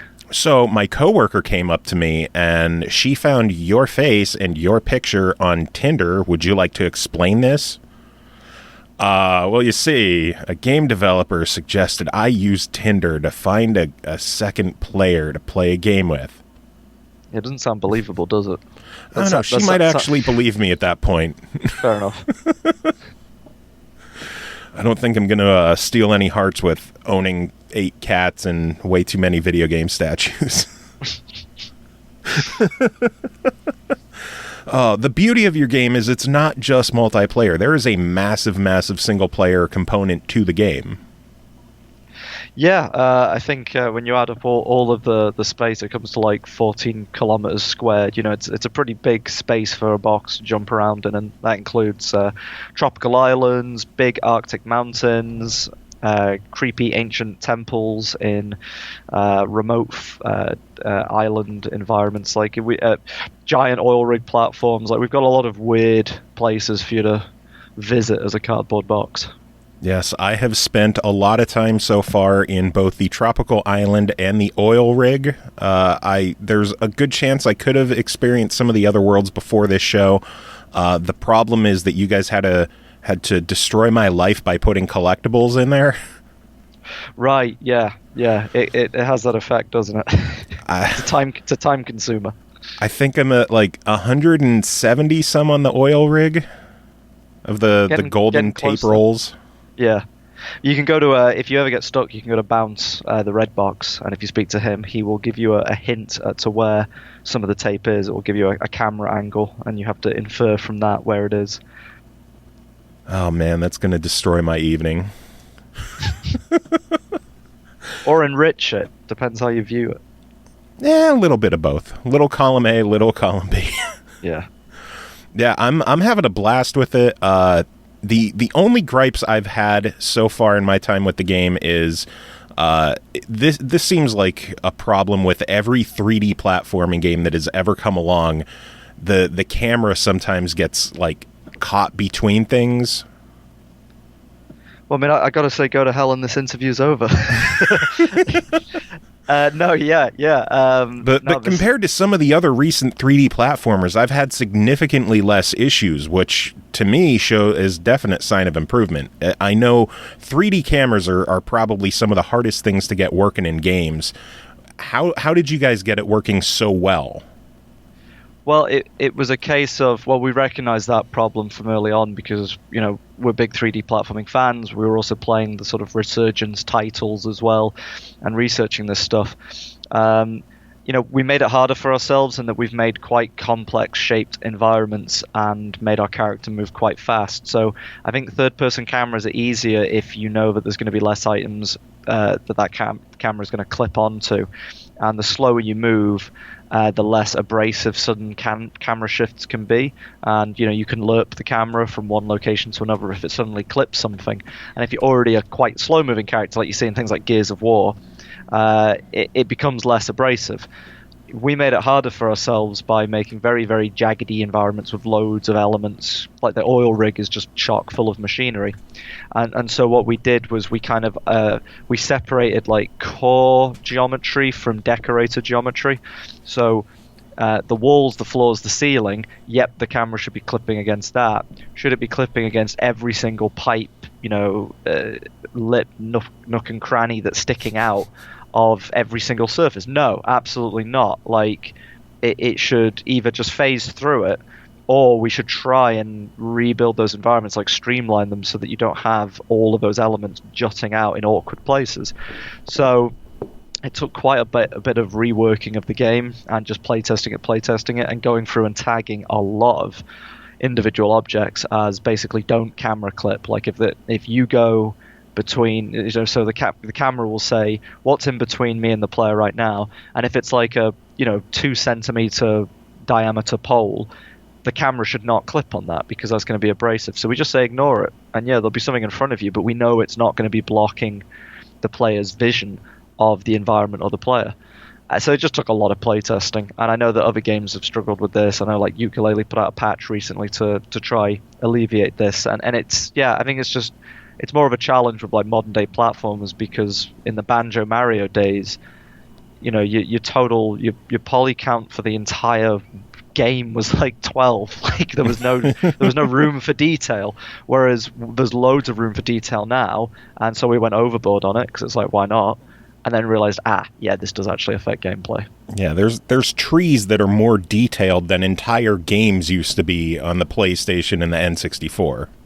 Oh, absolutely. And I mean, like that the island, Isla Cartolina that you were playing on, the final one, that's it used to be absolutely chock full of like forestry and bushes and looked, gorgeous. And I think it still does, but it looked really vivid. But you couldn't play the game because there was always a tree in the way. Your camera was always trying to get around the next bush. And it was just like, okay, maybe we need to scale this back. Maybe platformers being low detail is an advantage rather than a disadvantage. Did you guys spend time with more recent platformers like Yooka-Laylee and Snake Pass and stuff like that to see what worked with them and what didn't, and try to work from there? Yeah, I mean, both of those games were announced after we started Unboxed, and so we basically, at any time we were at an event where those games were present, we would play the hell out of them. And just be taking notes, like how are these, because they're both from team, like Playtonic's a relatively small team, but they're vastly more experienced than us, and it was those guys that inspired us to make Unbox in the first place, so they're like our idols. So learning from them, and then Snake Pass, which is being made by a company with 300-400 people. Core team was smaller, but there was a lot of experience and things done right in that game. So any chance we had to play other 3D platformers and just games in general, we would try to extract as much information as possible, talk to the devs, talk to the consumers, and we were doing the same with our own product, of course. We did, in a year and a half, we did about 25 events, so it's 2 events a month, Oh wow! Some of that being just meeting up in a pub for a local game dev meet, and some of that being going to GDC in San Fran or Indiecade in New York, and being in front of hundreds of people at a time. So we spent a lot of time just playing things and researching stuff and talking to people to try hone the experience that we were making. So you've gotten around with this game quite a bit, huh? Yes, yeah, we've been around the block quite a few times. As it's got to the point where if I go to an event, it's the same faces, all recognizable, and they're still working on Unboxed. Like, yeah, it's like, get it finished. Like, yeah, we almost have. We're trying. Stop pressuring me. But yeah, so we've been all around the world, and I think so far I feel like the American market, to generalize 320 million people, but when we went to PAX East in Boston, like the American response there compared to like in Europe and the US was so much more positive. Like people there got it a hell of a lot quicker, like what the concept was and what we were trying to do. So that was really gratifying, because that's kind of like our target, like in terms of regions, that's our target market. So that was great to see. I have unfortunately never been to a PAX. I want to change that, hopefully one day. That was my first, and if the game fails, might be my last. But it was certainly an experience to see like 100,000 people in just one massive room. Yeah, crazy, absolutely nuts. Yeah, I just worry about how big those events are, because PAX is huge. Dauntingly big, and it's a double-edged sword. It's great to be at a place with so many people, but you're competing against like 1,000 other stalls, most of whom probably have a more recognizable IP than you, or they've got just more attractive people on the booth than you. Like you're fighting against a hell of a lot of competition, and sort of stand out in an environment like that is very tough, extremely tough. Yeah, my only getaway every year is an event called MagFest in the Baltimore, D.C. area. I'm not sure if you've heard of that one or not. No, yeah, we've been invited a few times. It's just, again, like getting the resources together to be able to commit to something like that. But yeah, I've heard of it. Oh, I could have seen you if you would have went. That was my one chance. Well, if we knock it out the park with Newbies Adventure, expect to see us at many more events. That would definitely be good. How long has the game been in development? I know you said that you've been working on this since before even like Ukulele was announced. Yeah, we started just before. So we came up with the original version of Unboxed in a Christmas game jam being hosted by Epic Games, and the theme was "What's in the Box?" And you can kind of see from that theme how things came about boxes rolling around, popping out of themselves to reach higher platforms. So we came up with that at Christmas, and so on January 4th, 2015, we decided, well, let's get into full development, let's make this into a product. And I guess basically the original timeline was from beginning of January to beginning of September the year later. So basically like about a year and a half. Well, actually, it was more like June, July that we'd finished it, and then we were marketing it. So it took us about a year and a half to do the original development, and now it's taken us about 6-7 months to do the port.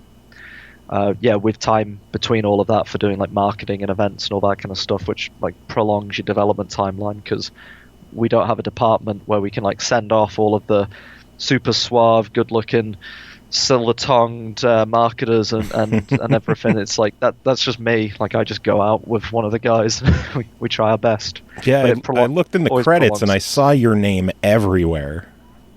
Yeah. I'm the MD of the company, and so it's kind of like I'm obliged to take on a lot of the responsibilities, and I want to make the best for this product and for my company. So I tried to go above and beyond. But as you saw from the credits, like we ended up with like 90 plus people working on Unboxed in every category, from legal to advertising to development, art, music, voice acting. It was this gargantuan task which we couldn't have completed had we not had all of these people willing to, give us their time and energy. Yeah. How big was the core team? At its height, there was 7 of us, including myself. But as I mostly do management, the actual development team was only ever sort of 5-6 people at any one time. Wow. So it was a very, very small team for the size and scope of the game. That this is, I'd say, Unboxed is way larger than your average indie title. And I know that some indie games, like they're very replayable and you can play them for hundreds of hours, but fundamentally they're quite small. Like Race to the Sun, absolutely love it. I've sunk like 1,000 hours into it. But it's not in terms of scope a huge game. Unbox is the opposite of that. It's not something that I think you can play, at least a single player. It's not something you're going to play for 1,000 hours. Maybe the multiplayer, we've played a lot of that, but it's something that scope wise, is far bigger than most indie endeavors. And so the fact that this team here was able to pull it off, like, I'm still amazed by it. Like the amount of effort that everybody here put in is just incredible. I guess the 1,000 hours will come down to how quickly you could find all those tape rolls. Yeah, I mean, if you suck like really bad, then yeah, I mean, the game could last you a lifetime. Could be a full-time commitment. God, there's so many collectibles, and I'm one of those guys that I have the problem. If I play anything like Crackdown with the orbs or anything similar to that, I see collectibles. I'm like, I gotta find all these fucking things like now.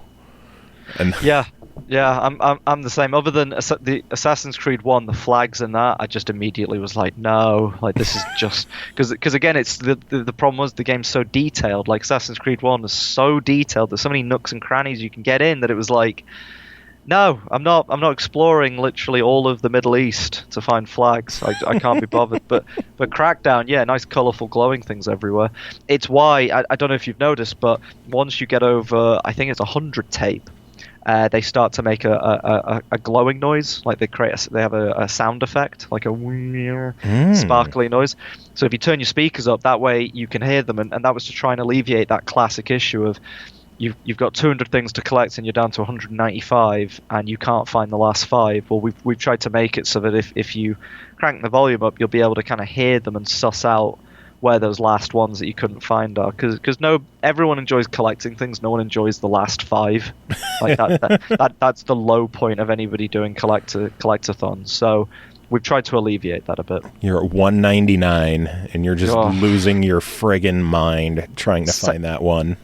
Saints Row 1, there was 200 CDs to collect, and I did about 100 of them on my own, and then I did the next 100 just with a tutorial because I was like, screw this. And even with the tutorial, I got to 199 and I couldn't find it, so I had to go through the entire, go through every single piece of the city again, and it was man, nightmarish, but I did it, and it gave me no pleasure to get the, when you get the 200th Saints Row CD and you're just like, yeah, well, that took me 25 hours. Was that worth it? That's a chapter of my life that is over. Yeah, I will never get it back. Yeah, a dark and grim one, and one that I fundamentally didn't learn anything positive from. So.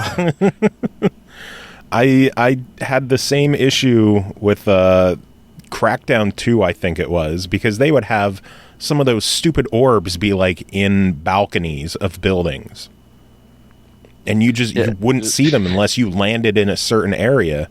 And oh man, nightmares. Yeah, just to make it extra hard to reach. Just like Assassin's Creed and the camera issue, detail in these games can often be a hindrance. Creating more spaces for the player to go can be problematic. Like I've seen plenty of people have said with Ukulele, like, yeah, the maps are giant, but they're hard to navigate around. And to be fair, we face the same problem. Our environments are huge. Populating them with stuff to do so they don't feel barren and making sure people don't get lost was a real challenge, and not something that I think we completely have overcome with the final product. And it's why we put things in like the helper arrow. So if you click on the D-pad, it will point you towards the core challenges that will help you advance through the game. You can try find them if you want, but if you ever get stuck, or if you're ever like, oh, I don't know where I'm up to, you hit the back button to see if there's a character that you've not spoken to, and then you click the D-pad to point your helper arrow towards that. And that was lifted straight from Rocket League. You can turn the arrow points towards where the ball is, and it even looks the same, because we went, well, that's a great idea. Let's do that. So we did that. So we've always tried to get around the problems that 3D platformers have, and then patch up the issues that we've introduced unknowingly. And wherever a game like Ukulele or Rocket League or whatever can help us, like we'll try learn from those as well and implement solutions. Rocket League has really just completely changed the indie scene, hasn't it? I think it's certainly changed how people approach games. I think it reminded people that you can have an extremely simple concept and be successful with it. That obviously now they've added all sorts of bells and whistles, but that core, the flywheel it's basically 4, maybe 6 cars, a ball, 2 goals. That's it. That is the game.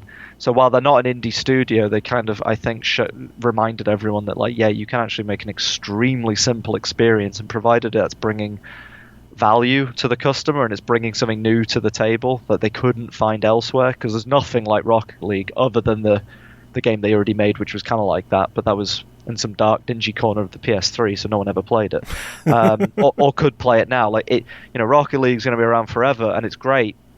So it definitely changed things, and of course it changed people's perceptions of like esports and games as a service. That you can sell something as a product, but it can also kind of be a service at the same time.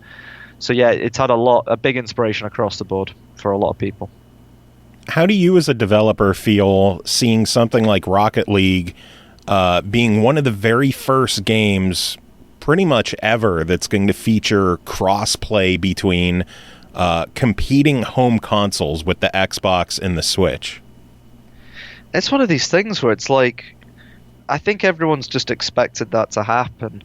And it's been like that every year for a decade straight now, where we've known the technology is available to do it, and it's just been a case of, I guess, can those companies legally figure out a way to make it illegally and commercially viable for both those platforms? Because we had things like Shadowrun back in the 360 days. I think Shadowrun could do PC, Xbox 360 crossplay. So it's been around for a while. I think it's interesting, but again, I don't really... It's not particularly a USP, in my opinion, that works for anybody, because for consumers, it's like, well, yeah, if your mate has a PlayStation 4 and you've got an Xbox, you can't play together, but it's not like, especially for games like Rocket League, for titles that can afford to do crossplay, it's not like they don't already have the audiences per platform to make sure that their games aren't empty. And then again, for the developers, for the publishers, for the platform holders, there's a lot of financial and commercial landmines involved in doing something like that. So it's one of these things where it's like it would be nice to have, but it's not. I don't think it's high on anybody's wish list. Like, there's not a gamer out there who's like, yeah, the best thing that could happen to this industry is cross-platform play, because we'd all rather have cheaper consoles, or faster connections, or more players in online matches. We'd all love to have 5,000 v 5,000 player versions of Unbox, except of Halo and stuff, for example, or Unbox Online. And it's like, yeah, so it's a nice feature, but I don't think anybody particularly desperately wants it. That's just my opinion. So I'm thinking you're more on like the Sony side of thing, where they're like, yeah, you guys have fun playing together, we're gonna keep our stuff separate. Not really on any sides. It just comes down to, is there a commercial opportunity that makes sense for those companies? Because at the end of the day, we're all in this to make money. We want to be making amazing products, but those products also have to make money and generate a profit. And anything that could harm those chances or devalue your product, don't do those things. And so there will be good reasons why Microsoft, Sony, developers, publishers, everybody are kind of apprehensive towards that. I mean, from an indie dev perspective, cross-platform play is almost impossible because of the setups that both of those platforms have. I mean, the Xbox and PlayStation, they're closed systems with rules, procedures, ways of doing things. The way that you would do online on one platform isn't necessarily going to be the same way that you would do online on another. So to get cross-platform play means you need to be very well versed in both and have some kind of system that can sit between the two, so that everything communicates and operates correctly, that also fulfills those commercial and legal needs that all of those companies involved will require to make it worth it to do. And you go, well, is it, you think, you weigh up all that and go, is this worth even looking into? And for most people, I think it's no. Like, that's just, it sounds like a lot of pain, a lot of effort. Yeah. I think it's neat, though, to at least we're getting to the point where at least between PC, Xbox, and Nintendo, things seem to be getting a little more friendly. It's nice to see game companies supporting each other instead of continually attacking each other. Yeah, well, I think I don't know if I'd say it's friendly. Everyone's making very, very tactical choices and adapting to the market and making sure that they're making as much money as possible. Whether or not corporations are being friends now or being friendly. At the end of the day, everyone's just trying to make the best choices to make sure that they maximize revenue and profit. So. If there's an option to stab your enemy in the back or your competitor, are you not going to take it? I don't know. I've seen a lot of this kind of stuff behind the scenes. I mean, I can't name names, but the idea that this industry is in any way friendly, as someone who's on the other side of the curtain, it's no. At least not. On the surface, to the people who don't know better. Oh yeah, the marketers, the advertisers, all the stuff on stage is lovely, but behind the scenes it's can get bloodbathy at times. On stage at E3, it's welcome our new friend. We're going to work together and make a wonderful thing, and behind the curtain, it's I'll fucking kill you. Oh yeah. There are people who seem as best buds up front, and they're just not behind the scenes, or you just get there's so many times development's really stressful, and you can be as best buddies as possible with somebody in the world, but if they fuck something up, it's you have fucked this up for me. God damn, I wish we weren't in this situation. And again, it's just the stresses of games development. It's a tough industry to make any money in, but it's very codependent. Every business is relying on dozens of other businesses to provide the middleware or the marketing or the funding or whatever. And if one person screws up, the effect is immediate across the board. So it's very easy to get pissy at others. But we try to control ourselves. So how many coworkers have you wanted to pull a knife on before? Not that many. I'm very I have quite an emotional range, so I can get extremely happy and extremely angry over the most minor of things. That's just kind of my personality. So I might be I've certainly said a lot of horrible things about people. I don't actually mean it. It's just my way of venting. It always comes down to you've got to understand why people are doing stuff. So even in instances where someone has, even in instances where someone's done something to me or the company or the product, which is just it's bad, and it was for their own desires, it's benefited them at the behest of us. As bitter as you can get, I've always tried to take a step back and think, well, follow the money. Commercially, why did they make this decision? And then put yourself in their shoes and go, would I have made the same decision? And 98%, 99% of the time you go, yeah. Because what am I going to stick my neck out for another business when any of us could go out of business any second? Because it's a really volatile market. So I always try to have empathy for those, even for those who seem to be screwing us over. Because when you get to the bottom of it, it's no, they're not screwing us over. They're just taking advantage of the situation, and it's kind of your fault for being on the receiving end of that. So lesson learned. Don't make that mistake again. So you're saying there's been no knife fights yet? Close. There's been certainly hands on hilts at points, but no, I don't think I've never been red faced screaming at somebody telling them to jump off a bridge or something. That so far not got to that stage. So and we've gone through a hell of a lot of shit. So that's pretty positive. Shows that our attempts to be professional might just be working. Well, there's plenty of time. Yeah. Oh, yeah. So much time for me to screw this all up with maybe maybe I say something on a Skype interview on a Monday afternoon and blow my chances with this industry. It's fine. No one's going to listen to this. Well, I mean, you've got the star power of Andrew Bennison on bringing in more folks, so maybe you never know. Well, if you're interested, apparently my co-host just woke up. Are you interested in me dragging him in here as well? Sure, I've got 27 minutes on the clock, so that's more than enough time for me to screw things up. So let me message him quick. It's to go. Oh man, So yeah, this has been a fun day. How's your Monday going, by the way? Pretty good. We're kind of just I'm knee deep in, like, half of my day is emailing influencers and half of my day is this, talking to influencers, doing podcasts, doing YouTube things, writing articles. So it's a bit of a change of pace, because usually I'm like managing projects and organizing things, which I'm still doing, but this is a nice little change because I do enjoy doing this when it goes well.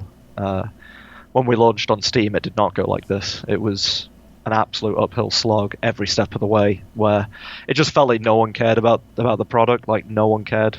And that came down to, like, it was a very busy time of the year. Like August, September of last year was nuts. We actually were going to launch on September 7th, and then we discovered that's the day the PlayStation Pro was being announced. So it was like, oh god. So we shifted it a couple of days earlier, which helped a little bit, but not completely, because we were still in the midst of just, Deus Ex coming out here, PlayStation Pro being announced there. So I was coming to them with, hey, I've got this little, dinky 3D platformer, our first game. Are you interested? And, I didn't even get a response from most people. It was just they didn't even read the email or didn't respond. This time around, it's been the complete opposite. And I think it's because Unbox is now, it's a bit more of a known IP. It's coming out on the platforms that it makes sense to come out on, like Steam. Steam was always going to be the worst performer, and it's still done pretty well.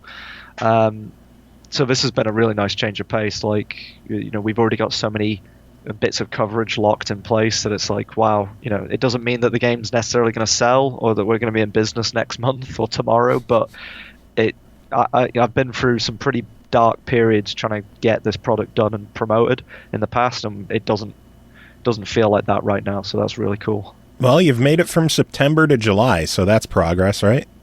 Oh, absolutely. And we've had to...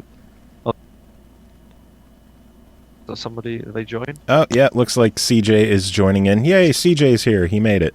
Contrary to popular belief, I was actually here the entire time. Sure. I just now have chosen to speak. Yeah. So, CJ, this is Andrew. He is the head honcho for Unbox. Hello, head honcho. Hey, CJ, how you doing? I'm doing good. You? Yeah, good, thanks. We've been talking about the dark days of Unbox and the positive days to come.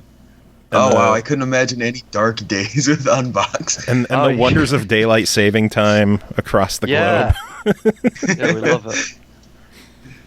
But yeah, so I've got about 25 minutes remaining, so I guess if we want to continue what we were on or dive into something different, again, I'll just follow your lead. CJ, you got any questions to ask? I mean, without going over the whole thing again, obviously, because you guys just talked about it, but what do you mean dark days for Unboxed? Oh, God, your mic, CJ. Good Lord. Oh, great. That's the first time that's happened in forever, too. I think it's just a loud thing. Do you want me to answer that question now, or do you want to ask it again? It doesn't matter. He's going to keep everything in anyway. He doesn't edit well enough. All right, fair enough. Well, I guess in terms of like every game goes through dark periods. Every business does, and as a startup, I think that's more so just because you really don't know what you're doing. It's like you've basically assembled like a leaky boat without knowing really how to make a boat, and you're like, I'm gonna sail, from Britain to America, and people are like, where is America? And you're like, I don't know, but I'll reach it, and that's somewhere to the west. Yeah, and that's why 95% of developers, either don't get a game out or they get a game out and then never again, and they shut their company down. Like most people don't reach the coast of America. They drown in the ocean, and there was plenty of times where it kind of felt like we're not just that we were drowning, that we were dead. Where either development wasn't going right, money was tight, working out relationships with other businesses was not going in the right direction. Personally, you just have to deal with like the emotional strain of, you're making a thing and it's all on you. It's not like working at another company where you're definitely getting paid, 9 to 5, a standard wage, and getting all those things are secure. It's like you don't get that at all. It's entirely on you, and especially I guess as the sort of MD of the company, and you should never do this, but I got so ingrained in the work in the company that I couldn't really, to me it's like Prospect is Andrew and Andrew is Prospect. Like there's no difference, because I was here so much, and when I wasn't here at the office, I was at home, thinking, or on my phone or on my laptop, and it's driven from passion, but it becomes obsession, and that's not a healthy thing, because you kind of like, as your company's health fluctuates, yours does, and so it's kind of, it's like ET, like Prospect's ET, and when he got sick, I as Elliot got sick. Like, wow. It was like what, and that's not a good place to be in, because if you're steering the ship, you need to be able to always have a level head, and just because the finances of the company are dire, or the product's not going the way you want, or your entire launch plan has been decimated due to reasons outside of your control, you have to sit back and just be like, well, everything's on fire. All right, how are we going to put the fire out? You can't be like, oh god, everything's on fire. You've just got to push on through. This is fine. Everything's fine. Yeah, that's what I'm thinking. That meme. Yeah, like the dog in the burning house. You've just got to sort of suck it up and deal with it as best as you can, and put the fire out. More importantly, don't let it keep burning. So.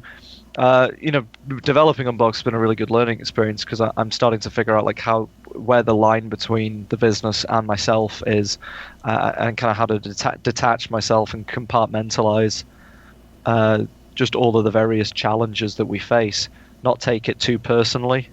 Like I was saying to Joe earlier, like understanding like why is a company that we're working with doing this to us? Like they're doing something that feels awful, like and you can take it personally, or you can empathize with them and understand commercially why they're doing that. And the more you do that, the more you start to realize like, yeah, Prospect is a business. It's not a person, and I am not Prospect. I just happen to be running it right now. But if I suddenly get hit by a bus and my head blows off, someone blows my head off tomorrow, well, Prospect will continue to keep going, and so it's my duty to make sure that that this vessel is seaworthy and can continue to operate efficiently. So, yeah, I think that to me has been like kind of the overall darkest thing was. Yeah, I was gonna say that's a bit morbid, but it is smart thinking. Yeah, well, and it's the reality. Like, you don't know what your company's situation is going to be like in the next, the next day or two, let alone the next year, 5 years, or 10 years. I got to a point where, if I envisioned my life, there was a tiny platform that I was stood on called Prospect, and everything else was just this void. It was just blackness, and I was trying to think like, well, if I wasn't doing this, if it failed tomorrow, what job would I be doing? What company would I start up next? There was nothing. It's this or oblivion. Like, there's nothing else in my life, because there literally wasn't. There was nothing in my life other than Prospect that encapsulated my entire being. And I'm still in the process of kind of divorcing myself from that mindset, because it's just not healthy. But I challenge anybody starting their own business not to go through that process or something similar, where. Because you're risking your whole life on it, basically. Especially in a very money-heavy company, or I don't know what to call it, because I just woke up and so my brain's dead. But like, just what you guys do, gaming in general is an expensive business. That's what I'm trying to say. It costs a lot industry. Is that industry? Yes, yeah, dude. I just woke up. Sorry. I thought you've been here the whole time. I mean, yeah. I was just napping. Asleep here the whole time. Consciously here. He was here with us in spirit. That's but yeah, you're right. Like, the overheads are crazy, even for an indie venture. The equipment always costs. Those events cost a lot to be flying out all over the world. Obviously, if you want to be paying people, if you want good people, you got to try at least attempt to pay them right, and to still operate within your means, and that problem doesn't go away. Like, ironically, it becomes worse. Like, if you have a huge success on your hands, it's like, oh, good luck. Now the real challenge starts, because you've got an IP with value. You'll have staff that are expecting to get paid more. you'll probably have to make a bigger title or something that's more expansive on more platforms, so you might need more people. And now there's more pressure on you to succeed, and it's almost make a miracle. Another great game. Yeah, it's a miracle to make a great one the first time. Try and make that happen the second time and do even better. So, you're setting yourself up for more pain long term, and that's why it makes sense to like divorce yourself from that. Like if the company's hurting, make sure you as the guy in charge isn't, because that can lead to things going really bad really quickly. So moving away from all the things got really dark and like philosophical. That was really interesting. I thought you were just going to touch on the fact that like your game released in September on Steam, and I thought that was the dark days that were being referred to. That we released in a heavy holiday period and we kind of got overlooked, and instead it's like my life is meaningless without. Yeah, I had no idea that this came out previously on Steam. So, wow. I knew it was coming to Xbox, but didn't know that it was already out. It released September 5th, if Steam is telling the truth? Yeah, September 5th on Steam, and it will be July 26th for Xbox and PlayStation, and then Switch later in the year, but that is to be determined. I'm excited to see it on Switch. This seems like something that would work really well on the Switch. Yeah, I think when we began development before the Switch was announced, but we always kind of felt this was, it's very much a Nintendo-inspired game, and so we were always banking on in the future it'd be great to bring it to whatever Nintendo's working on next. So when the Switch was announced, I'd already spent a year solid trying to foster, I guess, very positive relationships with the good folks at Nintendo and show them we've got a title that was really inspired by the kind of things that you guys make, but it's also different enough that it's not derivative. And so we liked the cut of each other's jib, and that's why we're developing for Switch, and that's why we were part of the kind of that Nindies announcement that they did back in March, I guess when it came out, because we're both really keen to get it on that platform, because we know that I think the majority of 3D platformer fans either already have or are going to acquire a Switch, and really ideally want to play 3D platformers on Nintendo systems. And I get that there's other titles, like Crash Bandicoot that's been remastered, and I think even games like Crackdown to an extent are kind of it's kind of a platformer.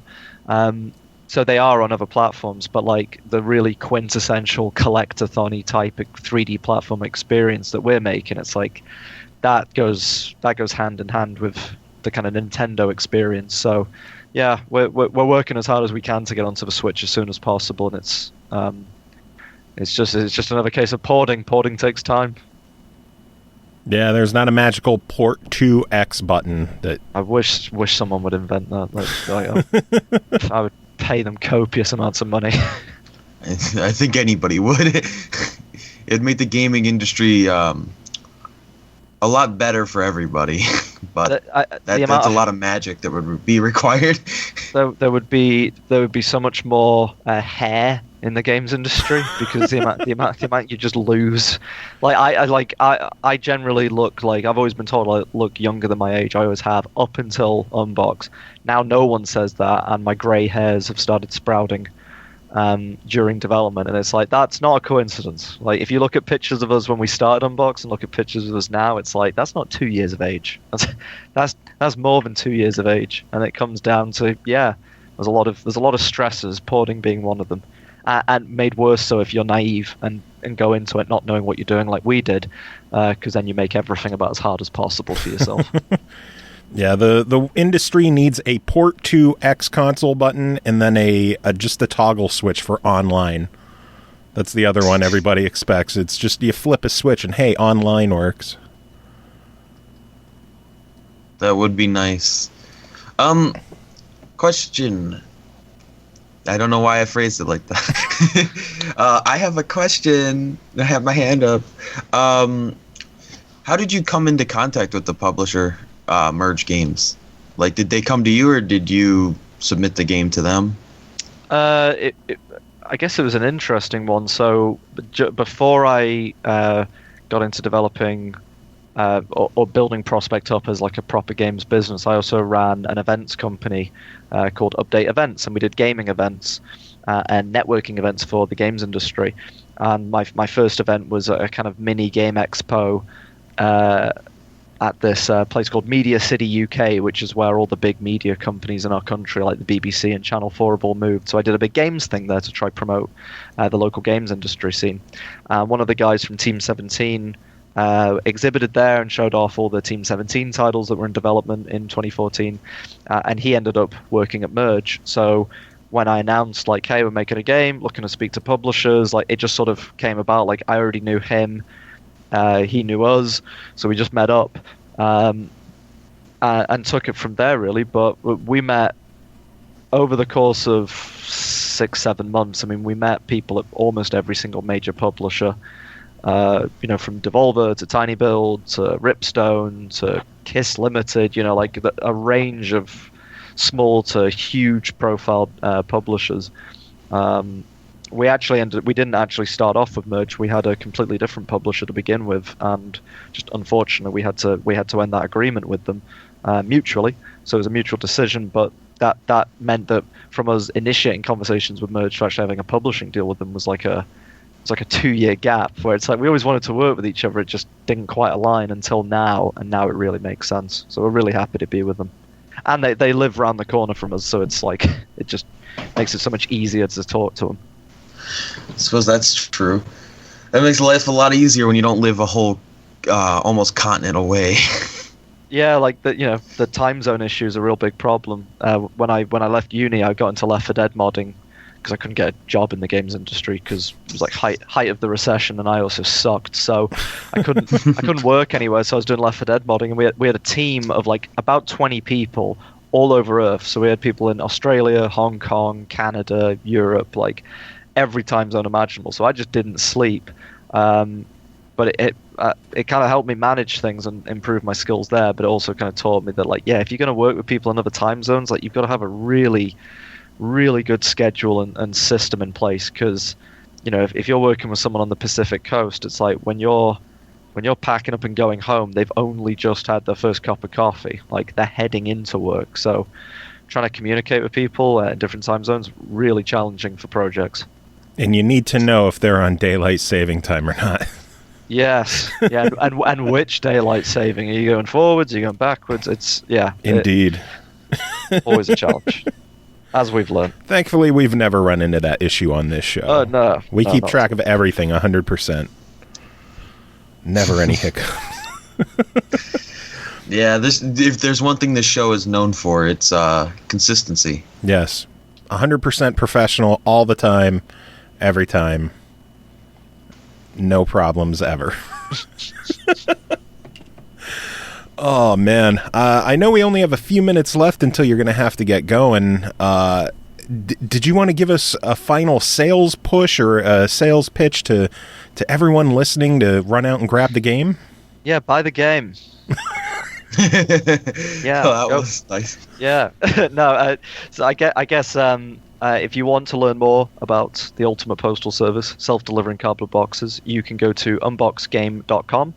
We've got trailers, we've got information, and we've got links to all the digital stores where you can buy it on PlayStation, Xbox, and Steam, and also all of the retail locations that you can get your PlayStation copies. So we've got EB Games, Walmart, all sorts. And if you're really into Unbox, we have a signature edition, which is a super special edition packed with extra goodies, making of content, an album with all the fun Unbox jingles on it. And again, all of that information is on unboxedgame.com. Coming out July 26th, so don't miss it. Yeah, I've been eyeing up that signature edition game. A nice signed box for everything, a soundtrack disc. Is the soundtrack going to be available to buy separately anywhere?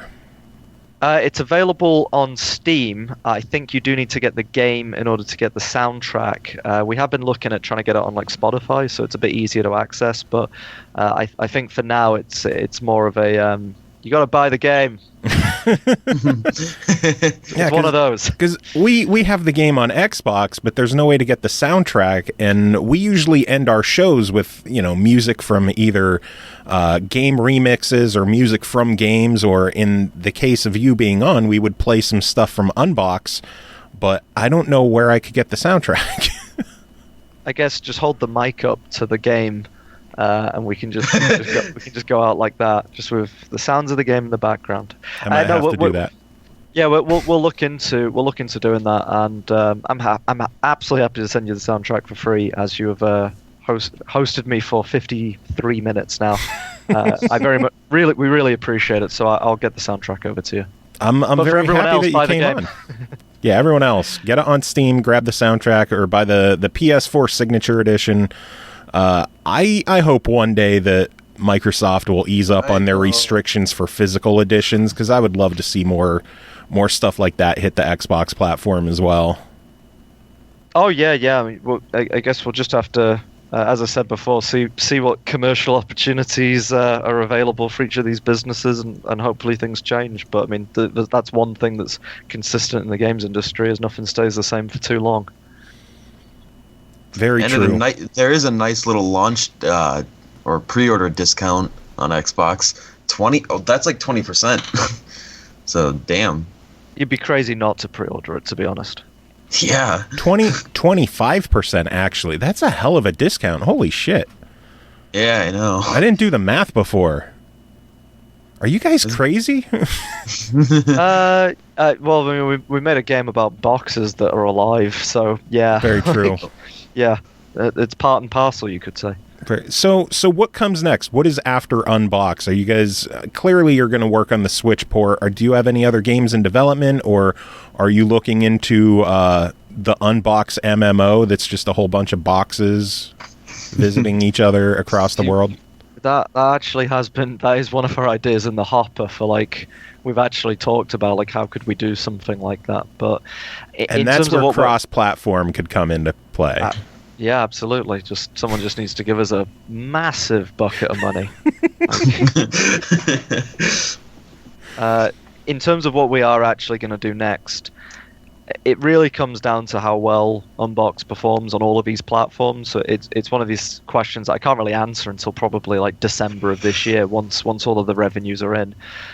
What I can say is we've basically got a bunch of options, but each one has a price tag associated with it, and depending on how we do determines what we can do next. But we really want to keep making games.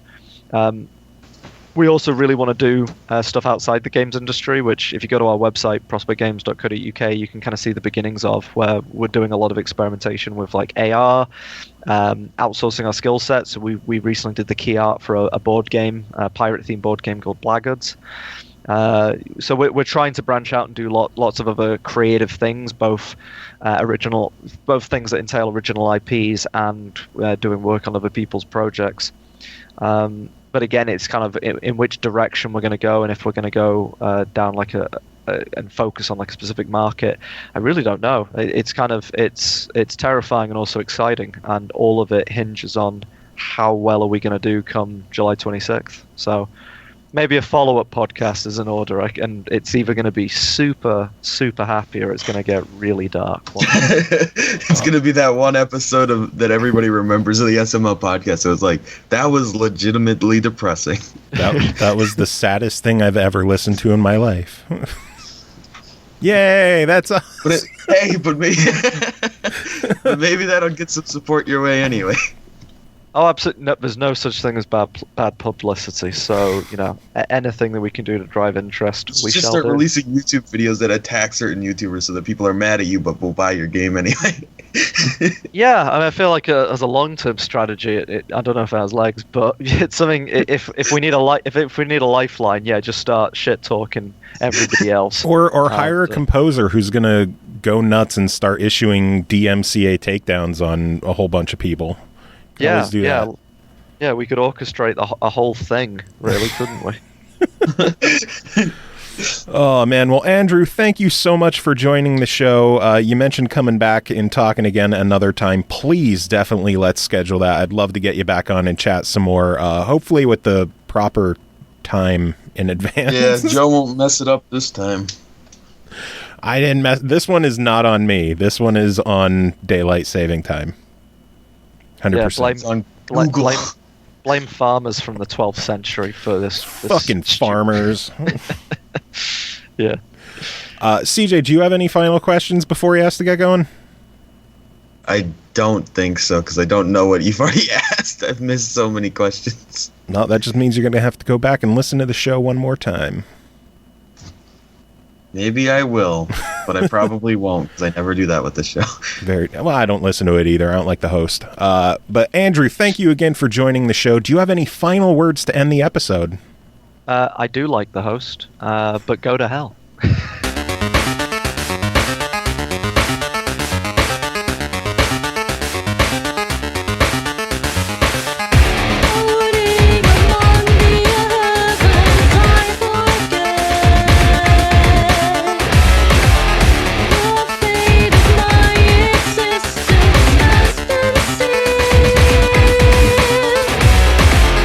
Falling ever closer to your world.